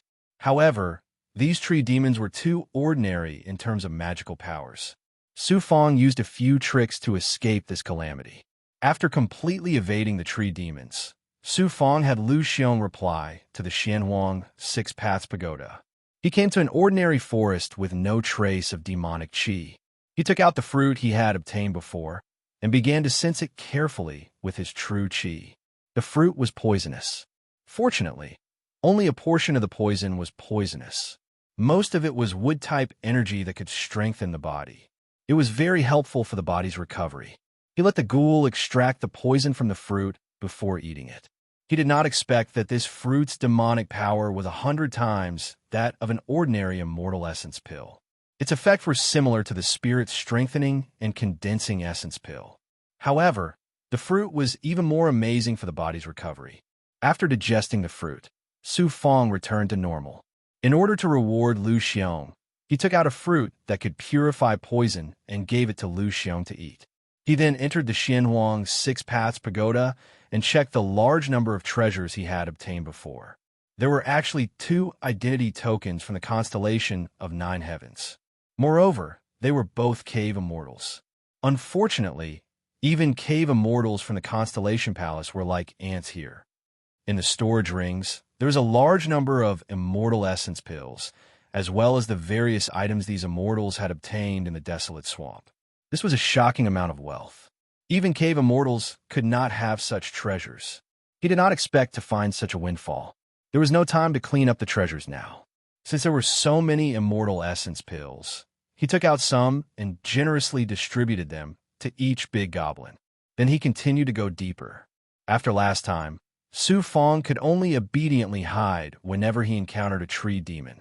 After about half a month, he roughly determined the direction of the nameless demon tree. Suddenly, he found some human true qi floating in the depths.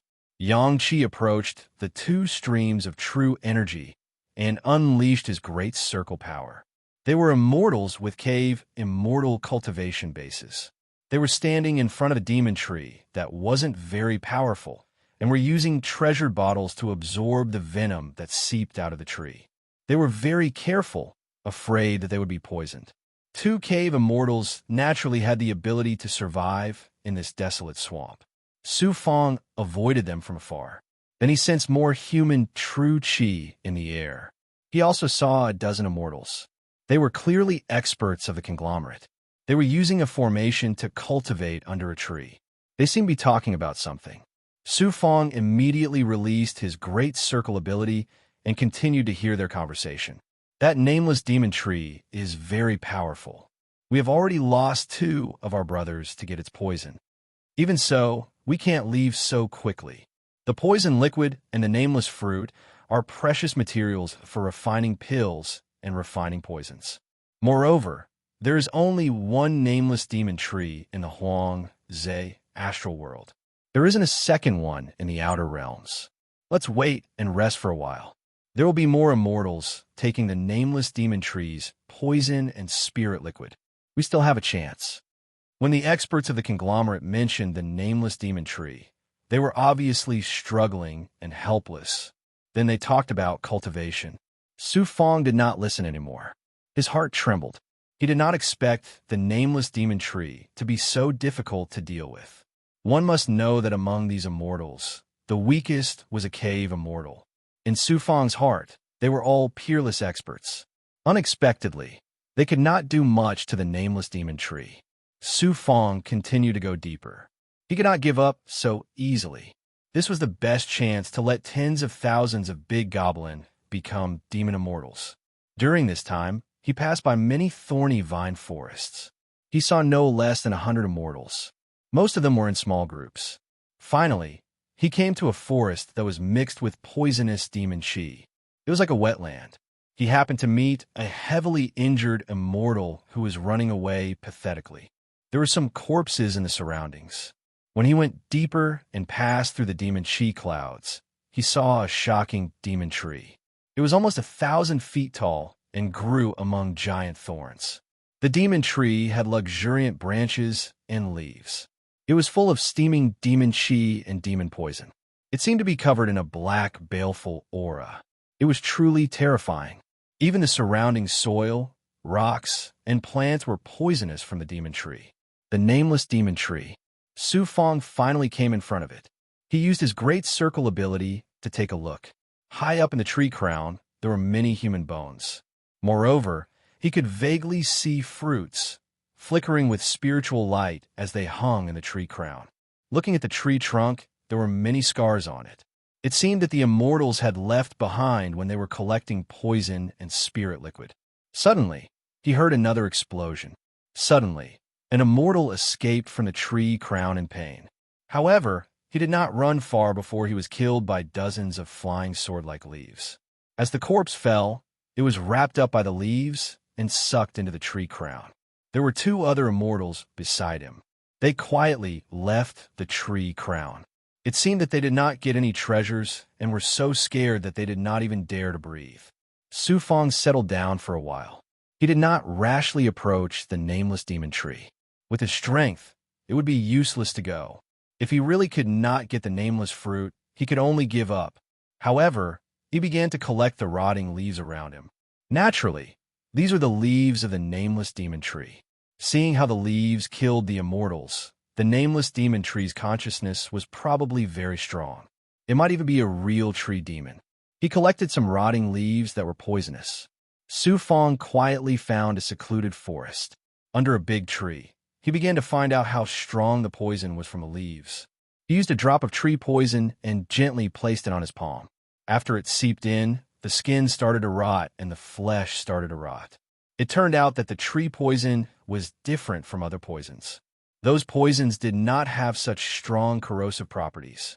Normally, the poisons would slowly seep into the skin and flesh. In the end, the poison would reach the heart and cause death. But this poison was different. Not only did it have to seep into the body, it also had to corrode the flesh. The tree poison was too strong. Of course, it was only so strong because it was a virtual immortal. If it was a spirit immortal, it would not be so strong. If it was a cave immortal, the corrosion would not be so strong. I think I have to go get the nameless fruit. The tree demon tree is too scary and its poison is too strong. The ghoul eater will be of great use this time. At this moment, Su Fong finally thought a good idea. Therefore, he had the ghoul eater come out and absorb the tree poison from the rotting leaves. Once the ghoul eater got used to the tree poison from the nameless demon tree, Su Fong could have the ghoul eater go get the nameless fruit. While waiting, Su Fong consumed a few more fruits so that he could become stronger and reach the peak of the 9th Dao realm, so that he could break through to the spirit immortal realm. Whoosh! A gust of wind suddenly appeared behind Su Fong. It came from the top of the tree and flew into the distance. It must be a cultivator. It was too much of a coincidence. Su Fong had just finished using his power when he heard two breathing sounds. It was not a cultivator. One of them was breathing rapidly while the other was breathing heavily. A middle-aged man's voice suddenly came. Hee hee, I saw that you have a few nameless fruits. Hand them over, and I will not make things difficult for a female cultivator like you. I only want the treasures. I both know that even if I give them to you, you will not let me go. The other girl's voice was trembling. While there was fear, there was determination in her voice. The man suddenly laughed. Ha! I had not touched a woman for a long time, especially a girl like you who has just bloomed. Since I can't fool you, I will force myself on you. Chapter 964. There are such people too. He felt as if a sharp sword had suddenly pierced his heart. Su Fong immediately dodged and activated his great perfection vision.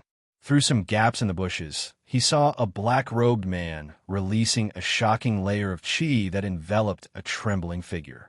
Layers of yang qi were seeping out of the black-robed man's qi field. This yang qi was not formed through cultivation, but from the depths of a man's body. Furthermore, Su Fong was able to see through the seal in the black-robed man's body when he released it. Fuck you, he cursed inwardly. There was a voice in his subconscious that wanted Su Fong to stop this tragedy.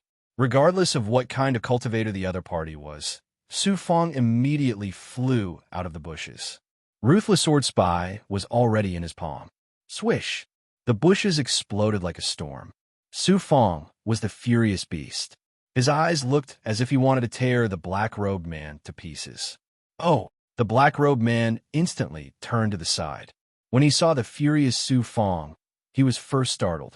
Then he put on a fake smile and coldly shouted, "A virtual immortal actually wants to play the hero and save the beauty. Furthermore, you saved the wrong person." Oomph. Su Fong prepared to activate Ruthless Sword Spy. However, the killing intent in his eyes suddenly disappeared. Instead, it was replaced with shock. Puffed. The black-robed man was just about to attack Su Fong when, for some unknown reason, his head was instantly separated from his neck. His eyes were opened so wide that they were about to explode. Swish! Following that, a black chi blade flashed past the black-robed man's bloodied neck. That trembling figure was walking out from behind the corpse with a chi blade in hand. It was the woman who had been controlled by the black-robed man's powerful divine aura. Was this still a woman? Su Fong quickly stopped. He felt as if the world had turned silent. He saw that the woman was wearing plain clothes that clung tightly to her body. She seemed to be malnourished. Her skin was unhealthy, and her figure was not as voluptuous as other women. She looked like a 15 or 16-year-old girl next door. The chi blade in her hand chopped off the head of the black-robed expert with lightning speed. An indescribable coldness burned within her thin body. The feeling that the man in black gave Su Fong was that he was an expert. The thin girl in front of him gave him a mysterious feeling, like an ancient well. When he first met the baby Huangfu's eldest sister, the #1 beauty in the constellation of 9 heavens, Su Fong also felt the coldness radiating from her body. Huangfu Fei's coldness was noble and elegant. She was like a phoenix on a branch, looking down on everything from above. This thin girl had a natural coldness that came from her bones.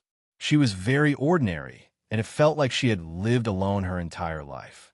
She had no friends, no family, and she was the only person in this world. She did not even look at Su Fong. The chi blade in her hand suddenly drilled into her palm. Only then did she look at Su Fong with a calm gaze. Su Fong could not help but take a step back. From the other party's gaze, he felt that he was meddling in other people's business because this woman was not as weak as she looked. Seeing that you're kind-hearted, I'll spare your life. But if you're here for the nameless demon tree, I'd advise you to leave. Every cultivator here is incomparably vicious. I'm worried that as time passes, you'll become one of them. The thin girl only said so much, and then disappeared into the bushes in a flash. After being stunned for a moment, Su Fong suddenly looked over. Why is this girl not afraid of the star sand in the air? The moment it flies away, she can absorb the surrounding aura into her body. Huff, huff. It was estimated that after 3 breaths, before Su Fong could react, 2 figures suddenly flew over from the other side of the bushes. When he arrived, he immediately saw 2 immortals dressed in the same way as the black-clothed corpse. The 2 of them suddenly flew into the air, and their aura swept out. When they saw the corpse, their eyebrows were as sharp as swords. Junior brother. Oh no! A cold shiver came from the skin outside of his body, and suddenly froze in his heart. Su Fong saw every change in the 2 immortals' expressions. One of the middle-aged men had vertical lines on his temples, and all his aura rushed towards Su Fong. You dare to kill her junior brother? Kid, hand over your life. Misunderstanding. It's all a misunderstanding. What misunderstanding? Is there a third person here who dares to kill? Don't tell me you don't dare to admit it. The other expert did not allow Su Fong to explain and did not believe a single word he said. At this moment, Su Fong did not want to explain anymore. On one hand, it was useless to explain more. On the other hand, it could be considered as helping the girl out. Even if she could kill the black-clothed man, it would be difficult for her to deal with 2 experts. Whoosh! Su Fong made up his mind, and while the 2 were unprepared, he rolled up the black-clothed man's corpse on the ground. Their auras surged, and they rushed over. You're courting death, trying to steal our junior brother's treasure. Su Fong also jumped up and then sprayed out a cloud of blood poison. Be careful of the poison. Even though they were 2 immortals, they were very cautious when they saw the poison. Each of them smashed the blood mist in the air with their palms. When they saw Su Fong's afterimage disappear into the bushes, the 2 of them grabbed at the void at the same time. Boom! They had just escaped from the bushes and wanted to slip away in an instant. However, Su Fong underestimated them too much. In this kind of wasteland world, within a distance of 10 feet, one's supernatural powers would be suppressed. Su Fong had thought of this, but he never expected that the 2 masters' divine powers would come crashing down on him, shattering the bushes in an instant. He was also shaken to the point of rolling and crawling. Furthermore, he felt his body shatter, and he was constantly coughing up blood. His skin was also bleeding. Su Fong hastily called out Lu Xiong, and the latter caught Su Fong. After Su Fong released a cloud of blood poison, Lu Xiong immediately protected Su Fong as they fled. This demon's strength is not bad. He actually has a big goblin helping him. The blood mist had just condensed, and Lu Xiong and Su Fong had just flown out when the 2 experts released their divine powers, tearing apart the blood poison. They were very surprised to see Lu Xiong's afterimage among the fragments. But so what if he had a big goblin? The 2 of them completely destroyed the blood poison, and then they chased after Lu Xiong into the forest of spikes. Lu Xiong displayed his advantage in understanding the wasteland. He did not fly on the ground, but instead flew into the forest of spikes, quickly plundering them. Whoosh! The 2 experts immediately chased after him. In less than 2 breaths, this was the distance between the experts and Lu Xiong and Su Fong. At this distance, if not for the spikes, the 2 of them could release their divine powers and attack Lu Xiong like before. At this moment, the 2 sides were only 100 meters apart. Under normal circumstances, the 2 immortals could have attacked Lu Xiong. However, because there were spikes everywhere, and there were many spikes in the middle, all divine powers and Dharma treasures would be blocked by the spikes. In the end, their attacks were ineffective against Lu Xiong. This was the craftiness of Lu Xiong, the big goblin. He used his understanding of the forest of spikes to weave in and out of the spikes. He also knew that even if the 2 of them attacked, they would not be able to do anything to him. When Su Fong saw this, he heaved a sigh of relief. He felt that he had swallowed 10 immortal essence pills and an immortal fruit. His physical body was severely injured again. He had originally planned to break through to the spirit immortal realm, but because of his injuries, he estimated that he would need to cultivate for a few years to recover. You can't run. After half a day, the 2 immortals still had not caught up to Lu Xiong. They were less than 100 meters away. To them, such a short distance was nothing. However, this was the case. They could only touch the 2 immortal shadows and could not really catch up. Moreover, The spikes were very sharp, just like a Tao artifact. If they accidentally touched them, they would definitely be severely injured. In addition, there were spikes everywhere.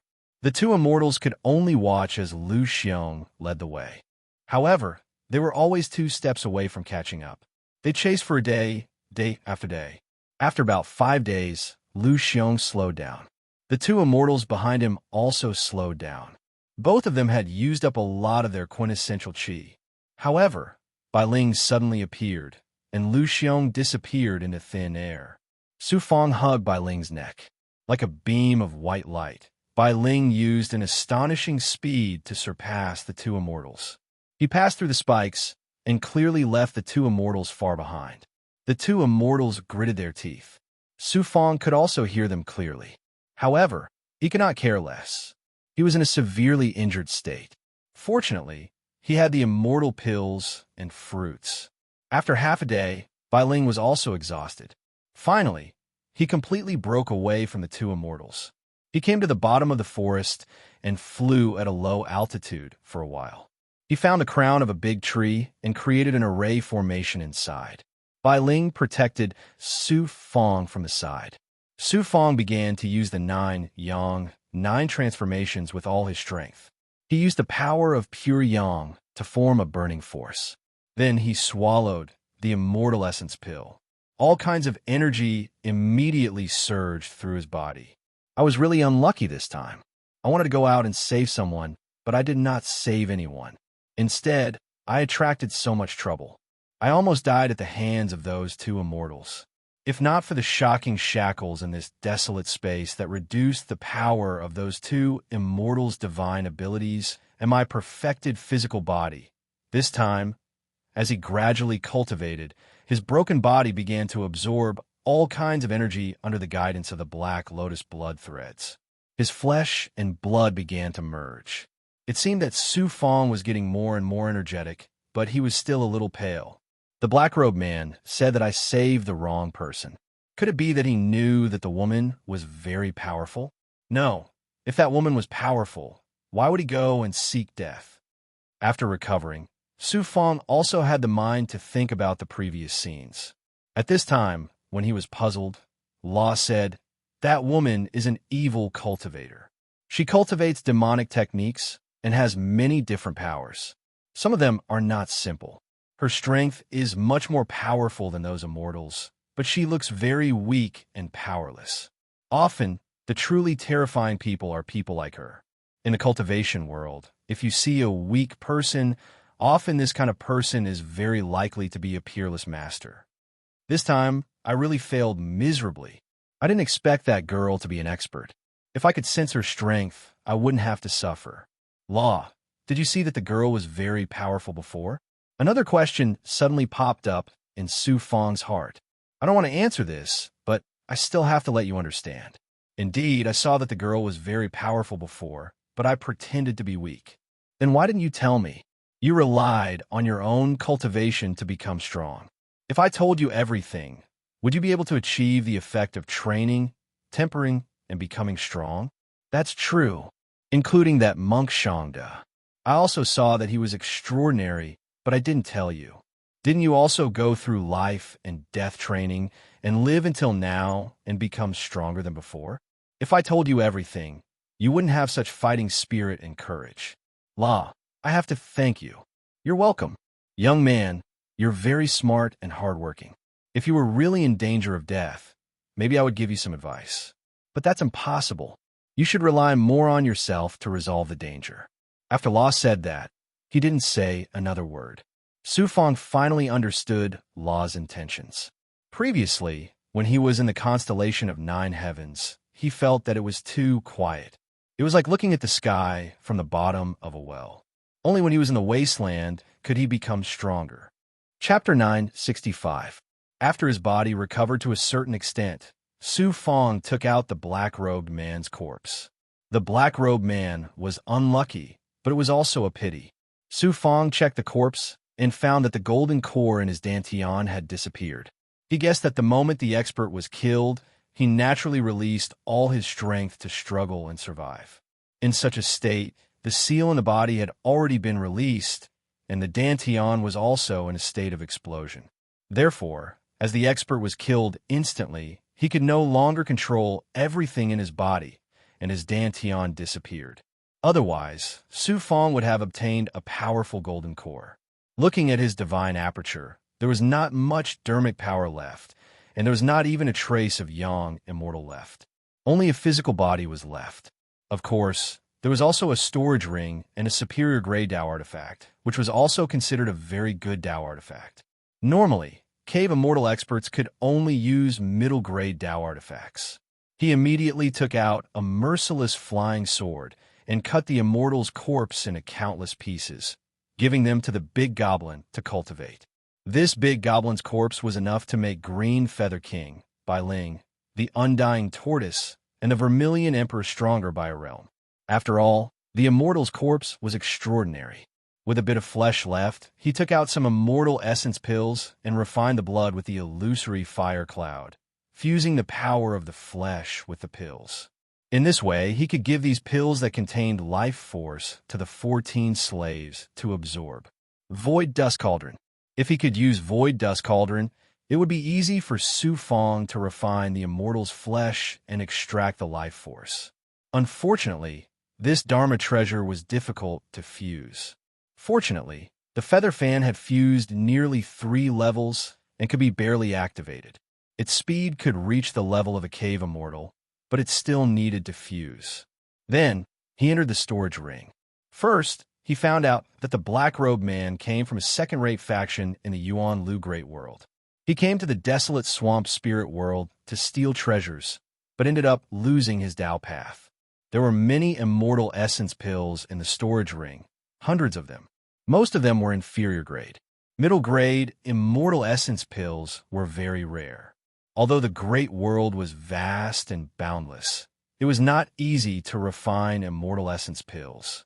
It was extremely difficult to go beyond inferior grade and refine middle grade immortal essence pills. It was the same for Dao artifacts. The number of low-grade Dao artifacts was the highest, while the number of middle-grade Dao artifacts was relatively low. Immortals who had stepped into the cave immortal realm could cultivate middle-grade Dao artifacts. As for a high-grade Dao artifact, only a true expert would be able to use all of its power. Middle-grade and superior-grade Dao treasures contained many differences. Su Fong could only activate low-grade Dao treasures, and he could activate some middle-grade Dao treasures. However, he could not activate superior-grade Dao treasures. If not for the 14 slaves and the innate divine power of the tens of thousands of Big Goblin, Su Fong would not have been able to activate the Heartless Sword Spy. There were many immortal pills in the storage ring, as well as some other resources. All in all, this Black-Robed Man had accumulated quite a bit of wealth. Compared to the large amounts of storage rings and treasures he had obtained from Patriarch Shimian, this amount of resources was nothing. Up until now, Su Fong had already made a huge fortune. They had enough financial resources to buy a pill cauldron as well as various materials for refining pills. In the great world, refining pills required different materials, and most of these materials had to be purchased. It was not as easy as refining pills in the small world. Hence, buying a pill cauldron was the first step, confirming the pill recipe was the second, and collecting materials was the third. After a long time, Su Fong finally recovered after consuming immortal pills and resources. Now he could once again attempt to break through to the 9th Dao Essence Immortal Realm. Su Fong asked Bai Ling, who was guarding at the side, to come over. After chatting for a while, Bai Ling was very surprised. "Brother, you still want to go to the Nameless Demon Tree to get the Nameless Fruit? Although it's dangerous, I still want to try. There are so many Big Goblin. If I don't become a Demon Immortal, I won't have any chances in the future. What can I get spirit roots in the future? Hee, since brother has decided, just do it. After all, I can activate a portion of the Chaos Ring's divine power every now and then.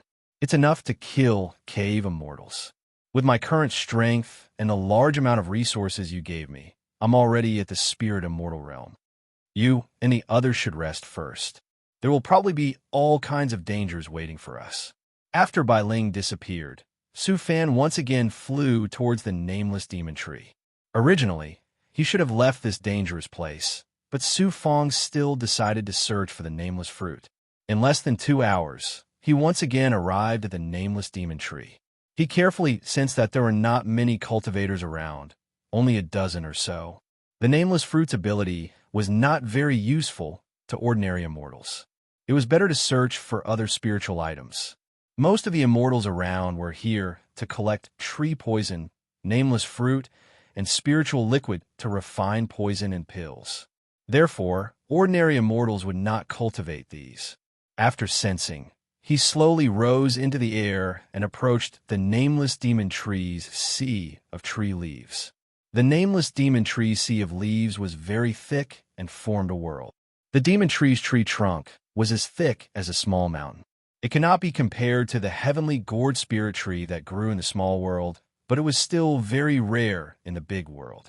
The closer he got, the more he could see a strange green fog shrouding the sea of tree leaves. He could see some white bones floating in it. He could also see some nameless fruits hanging in it, shining with spiritual light. It was very tempting. This green fog was probably not ordinary. Only the demon tree had it, which meant that this was a special power released by the demon tree. He tried to touch it. As expected, the green fog contained a very terrifying shackling power. It also contained tree poison. Although it was not a very terrifying poison, once one entered, the tree poison would start to seep into one's skin. Cultivators could only use their aura to resist the poison. After a few comparisons, it seemed that virtual immortals could not enter. However, Su Fong had already thought of a countermeasure. First, he activated his domain, then let the ghoul appear beside him. While he activated his domain, the ghoul was responsible for devouring the surrounding tree poison. This way, Su Fong only had to deal with the shackling power contained in the sea of leaves. Chi at this moment, the domain enveloped the two of them and entered the green fog. As soon as they entered the sea of leaves, a shocking amount of poisonous gas started to corrode the domain. The ghoul immediately released a blood poison to cover the inside and outside of the domain. Any tree poison was absorbed by his blood chi. The divine power was also pressuring the domain to the point that it was about to shatter. In just a few breaths, Su Fong's forehead was already covered in cold sweat. He injected more vital energy into the domain.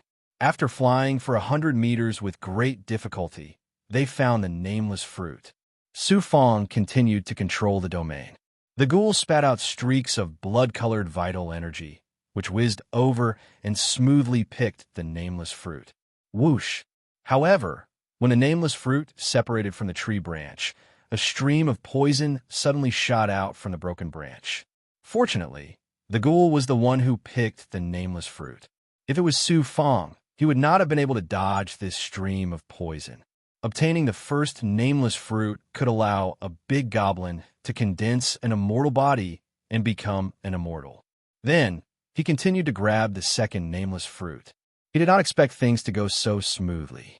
Although the consumption was shocking, and his vital energy was almost being depleted, he could obtain the nameless fruit. This consumption was worth it. If not for the ghoul, Su Fong could only quench his thirst with the nameless fruit. Whoosh! Suddenly, an immortal flew out from the thick leaves. He almost brushed past high, where Su Fong was. This person suddenly stopped and controlled his aura to resist the tree poison. It seemed that he had used up a lot of energy. However, Su Fong controlled the ghoul to collect a large number of nameless fruits. Greed appeared in his eyes. Good. Hand over the nameless fruit, lest I kill you. This was a blatant threat and robbery. Su Fong was suddenly no longer the lowly weakling from the constellation of 9 heavens. He coldly faced this cave immortal expert. Why would I give you the nameless fruit that I obtained with great difficulty? There is no reason for me to give it away. Do you think I'm a 3-year-old idiot? Although I'm a virtual immortal, I'm not an idiot. You're courting death. The immortal's expression changed instantly. He raised his eyebrows and flew towards Su Fong with a whoosh. With his cave immortal cultivation base, it was estimated that his cultivation base had reached the cave immortal level, which was why he could control the aura in this place. When Su Fong saw the immortal charging towards him, he did not panic. Suddenly, a big goblin appeared beside him. All big goblins, listen up. Release your dermic powers and enter the Xianhuang Six Paths Pagoda. The big goblin was an ancient beast, the king of pigs and horses, the Vermilion Emperor. At that moment, Su Fong was drenched in sweat. The consumption of his true qi was really shocking. Therefore, he quickly activated his intrinsic state. Otherwise, he would not be able to hold on for long. The immortal was stunned. Another demon pig. Fat pig, you're just a virtual immortal, but you still have such means to suppress demons and use them as puppets. Su Fong mocked. I worked hard to get the nameless fruit. How can I give it to you for free? You're courting death. The immortal was completely enraged. In an instant, when he was 100 feet away from Su Fong, he immediately controlled a flying sword and charged towards him. Swish! It's wrapped in the ghoul's poison. It's harder for him to resist. Yes, master. The Vermilion Emperor attacked. He opened his mouth and spat out the demon god's wrath from his mouth. It was like a whirlwind that swept away the clouds. It was also wrapped in layers of the ghoul's special poison. Clang! The demon god's wrath and the flying sword collided within 100 feet of each other. Lightning flashed, and it was so shocking that the surrounding leaves trembled slightly. Chi! The two treasures attacked for a while, and some of the blood poison also covered the immortal. At that moment, the immortal did not expect that it would be so difficult to deal with a virtual immortal. His face became even more ferocious. The flying sword released an even more dazzling sword aura that turned into a wave, wanting to cut the demon god's wrath in half. Fortunately, the demon god's wrath was not an ordinary Dao artifact. During this period, Su Fong had the support of his intrinsic dermic treasure and did not have to worry about the problem of consumption. The importance of an intrinsic dermic treasure was also displayed. With the Vermilion Emperor holding the immortal back, the ghoul could wantonly snatch the nameless fruit. Swish! Swish! After about 15 minutes, two auras suddenly swept over from the other side. Su Fong and the immortal were startled at the same time. They immediately looked over, and Su Fong had a bad feeling. Ha, what a coincidence! What a coincidence! Enemies will not meet unless they are enemies. The two immortals used their auras to deal with the tree poison and flew over. When they saw Su Fong, the two of them smiled proudly. It turned out that they were the two black-robed immortals who were chasing after Su Fong. It was too much of a coincidence. The two of them sized up Su Fong like hunters staring at their prey. When one of them was about to attack, he was stopped by the other. The two of them actually retreated a little and watched as Su Fong and the immortal continued to fight. Despicable, cunning old foxes. Since this brat is the enemy of the two of you, it has nothing to do with me. The immortal who wanted to snatch Su Fong's nameless fruit finally wavered. Seeing the two experts eyeing him covetously, he immediately controlled his flying sword to retreat step by step. Hee! One of the black-robed immortals suddenly blocked his path of retreat. He stretched out his hand and smiled embarrassedly. Hand over the treasure. Otherwise, I can't guarantee that I will not kill you. Oomph. The immortal was startled. He was very surprised and angry. Then he actually obediently took out a storage ring and threw it over. The black-robed immortal looked at it before letting the immortal leave. This time, he suffered a huge loss. He originally wanted to snatch Su Fong's treasure, but who knew that he would end up losing the rice used to lure it? He even spat out the treasure he obtained. Author's words, Heaven-Defying Celestial Sovereign, also known as Miracle's mobile game, has started a new round of testing. Everyone can go and play. Chapter 966. We are in big trouble. These two experts. Unexpectedly, that immortal was so cowardly and escaped in one breath. If this immortal stayed here, he could at least help Su Fong suppress a strong enemy. Hua, activating his domain, he quickly followed the fury of the demon god that the Vermilion Emperor spat out. It wrapped around the tree branches and pulled them into the depths of the sea of leaves. You brat, we let you escape last time. You still want to escape this time. The two experts viciously chased after him. They took out their flying swords, but they did not dare to touch the leaves. Instead, they leaped through the gaps. Su Fong used his perfect circle ability and saw the two experts chasing after him. He used all his strength to escape into the depths of the sea of leaves. At the same time, the ghoul saw nameless fruits and frantically plucked them. The Vermilion Emperor was in charge of guarding against the two experts' sneak attacks. As expected, the two experts immediately activated their flying swords and charged over. Their speed was not too fast. After all, they were suppressed by the tree poison. Moreover, this green fog could also shackle divine power and suppress treasures to a certain extent. The Vermilion Emperor immediately spat out the fury of the demon god and clashed with the two flying swords in the sea of leaves. After escaping into another sea of leaves, Su Fong's body tensed up. In front of him, there were more than 10 people who were still alive. They were wrapped in a large amount of poison webs and leaves. The poison was devouring them, while the leaves were slowly absorbing their blood. This was the terrifying part of the demon tree. Rustle, rustle. At this moment, the two experts also chased into the sea of leaves. When they saw the shackled experts, they actually turned and fled.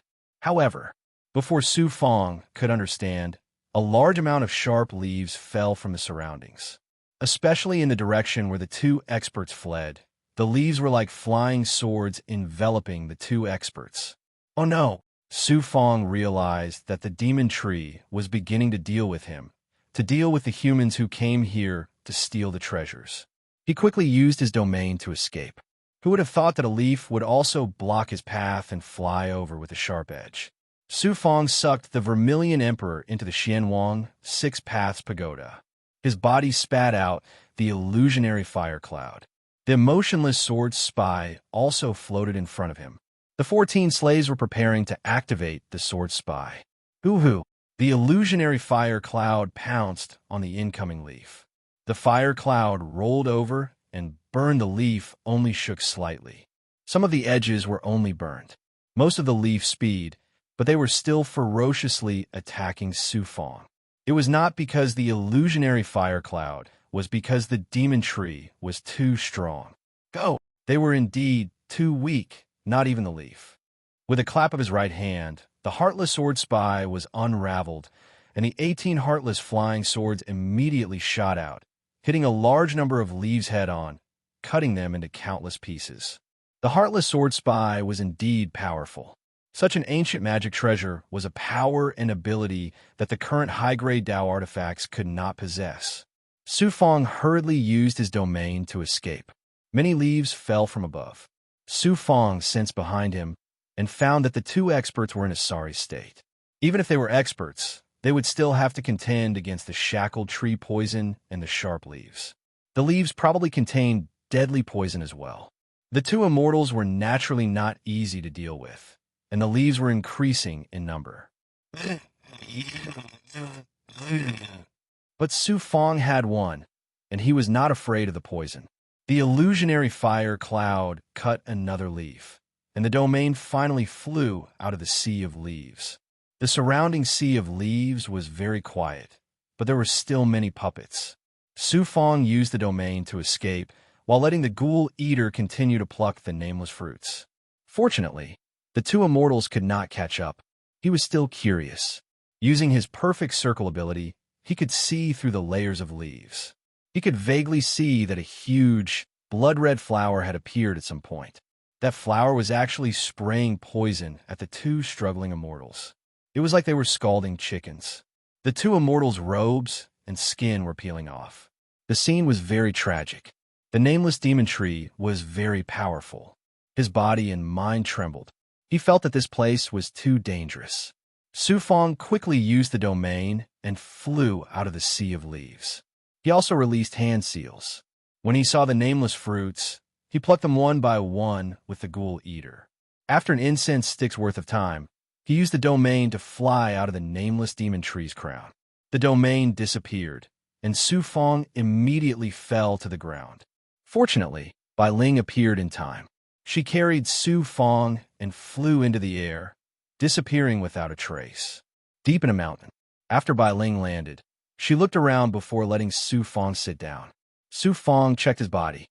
His meridians were all empty of true qi. Only his Jindan origin true qi was still very abundant. Even the true qi in his 17 yang meridians was mostly depleted. This time, the depletion was the most serious. He only had 20% of his true qi left. Bai Ling turned into a young girl again. She hid in a place to protect Su Fong. First, he took out an immortal pill and swallowed it. Fortunately, he was not injured. As long as he had resources, he could use the world fragment to absorb energy and recover his true qi. At this time, he carefully sensed his surroundings. Fortunately, there were not many dangerous auras in this mountain. With Bai Ling protecting him, he could cultivate in peace. He took out a nameless fruit and examined it carefully. This fruit was actually not poisonous. It was an extraordinary spiritual object. That nameless demon tree was powerful. The tree poison was shocking, but the fruit it grew was actually not poisonous at all. It was really strange. He immediately swallowed it. When the nameless fruit entered his body, it was like a piece of ice that melted immediately. Moreover, the liquid of the nameless fruit immediately merged into his body. Then, a pure immortal force gathered life force in his body and ignited a flame of life. Su Fong, who was sitting cross-legged, immediately burned. Then, some impurities surged out. Immortal force exploded in every part of his flesh. It purified the impurities and the aura of the mortal world. Then, it condensed immortal force and produced an immortal body that contained immortal force. It was indeed similar to the spirit root of the ascension pool. What a magical fruit! It was said that the spirit root was an existence refined by an expert. Only then could it condense an immortal body. He did not expect this nameless fruit to directly contain this ability. This was great. He immediately let Green Feather King, Undying Turtle, Vermilion Emperor, and more than a dozen Big Goblin and a Desolation, Heat, Pyrimidine, Mulberry, Ointment, Screen, Wave, Cellar, Water. Then, Su Fong opened a pagoda door and released more than 20,000 Big Goblin from the mortal realm one by one. As soon as they appeared, they were suppressed by the great world's world power to the point where they could not breathe or move. Fortunately, the barrier covered them in time. Su Fong controlled the barrier and handed the nameless fruits he seized to each Big Goblin. How many Big Goblin had followed him from the small world? They had done so much for him. Becoming an immortal was also a kind of repayment from Su Fong. Moreover, these Big Goblin were different from the monsters of the great world. They had already cultivated in the small world for many years and were only a step away from shedding their shells. Once they became immortal monsters, most of them could take human form. At this time, Su Fong was activating the world fragment to absorb natural energy. While recovering his true qi, he was also controlling the immortal formation barrier with all his strength. The Big Goblin impatiently began to devour the nameless fruits. After devouring for a few breaths, tribulation aura appeared on their bodies and demonic fire burned. Then, tribulation fire burned. The Big Goblin's true bodies almost filled the mountainside. They absorbed the immortal power from the immortal formation barrier. Together with the power of the nameless fruits, the Big Goblin was constantly burned by tribulation fire. Its demon body was almost completely red. Su Fong took out another 1,000,000 immortal essence pills. He was not stingy at all. A Big Goblin received a few pills and swallowed them in pain.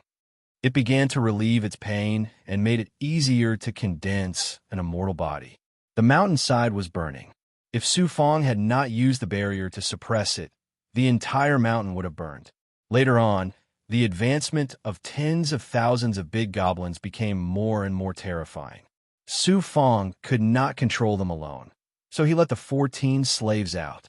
They were all spirit immortals. They expanded the immortal formation and easily replaced Su Fong to control the barrier. They helped the tens of thousands of Big Goblin condense an immortal body and become an immortal. It's unbelievable that we can see such a scene. Mortals can only come to the great world when they become immortals. It's the same for demons. Master is really not simple. He brought tens of thousands of big goblin to the great world and made them immortal demons at the same time. Our horizons have been broadened after following Master for this period of time. Although Master is a virtual immortal, if this continues, he will definitely become a peerless immortal emperor in the future. These slaves controlled the immortal formation and watched the transformation of tens of thousands of big goblin. They were all shocked. Immortals in the great immortal world rarely saw mortals become immortals. After all, there were no mortals in the great world. Now that they saw tens of thousands of big goblin become immortals, they were naturally in disbelief. They were even more convinced by Su Fong. With the 14 experts controlling the barrier, the big goblin's advancement was completely suppressed. However, looking at the barrier, demonic fire was rampaging inside. There were 4 bursts of light. It was a ghastly sight, as if the end of the world had arrived. Although Su Fong was recovering at the side, he was also constantly paying attention to the big goblin's transformation. It was probably not something that could be completed in 1 or 2 years. Law suddenly said, "Your Xianhuang's 6-path pagoda is not simple. Although it's only a low-grade Dao artifact now, it can be upgraded to a peerless treasure in the future. It can make it easier for you to suppress the big goblin. In some ways, the demon race is stronger than the human race in this universe because of their strong vitality. It's not easy to upgrade the 6-paths pagoda. Previously, I had been upgrading 3 treasures. Now, I feel that upgrading 1 will have a great impact on my cultivation. Actually, in the future, you can only upgrade the 3 treasures if you encounter a kind of amazing cauldron for refining treasures and many peerless materials. That's true. If I can become a core disciple of the constellation of 9 heavens, there will be such a possibility. The constellation of 9 heavens is not simple. Naturally, there will be cauldrons for refining treasures or upgrading treasures. Just as you said, those resources will not be given to ordinary disciples. Only by becoming a core disciple will you be able to upgrade your 3 treasures to an astonishing level. If not for the constellation of 9 heavens, you would have gone to those large merchant associations. However, that is too dangerous. The merchant associations will also be tempted by wealth. It's the last resort. Some time ago, I decided to cultivate in the constellation of 9 heavens with the goal of becoming a core disciple. Now, I'm even more determined to make this choice. There were too many benefits with Law around. Law was knowledgeable and could help Su Fong deal with all kinds of problems. As the saying goes, those who are closely involved can't see clearly. If there was someone beside him who could give him pointers from time to time, cultivation would be much easier. Often, when a family or sect had a large number of core disciples, they would receive pointers from experts. Unknowingly, Su Fong's quintessential qi had mostly recovered. Counting with his fingers, after 3 years, most of the big goblin had successfully condensed in a mortal body. Next, I only have one goal in the desolate swamp astral realm, and that is to go to the solitary flame plains and obtain the heaven light flame. Su Fong continued to wait. He was a bit anxious. He had already obtained the treasures. All that was left was the heaven light flame. After obtaining the heaven light flame, he would be able to cultivate the true fire cloud true body and obtain the fire cloud imperial body. Furthermore, he would be able to return to the constellation of 9 heavens and do his best to become a core disciple. Fortunately, there was no news of Hua Wen's movements from the Yuanlu Great World. This way, the 7 Star Child's movements would not be known in a short period of time.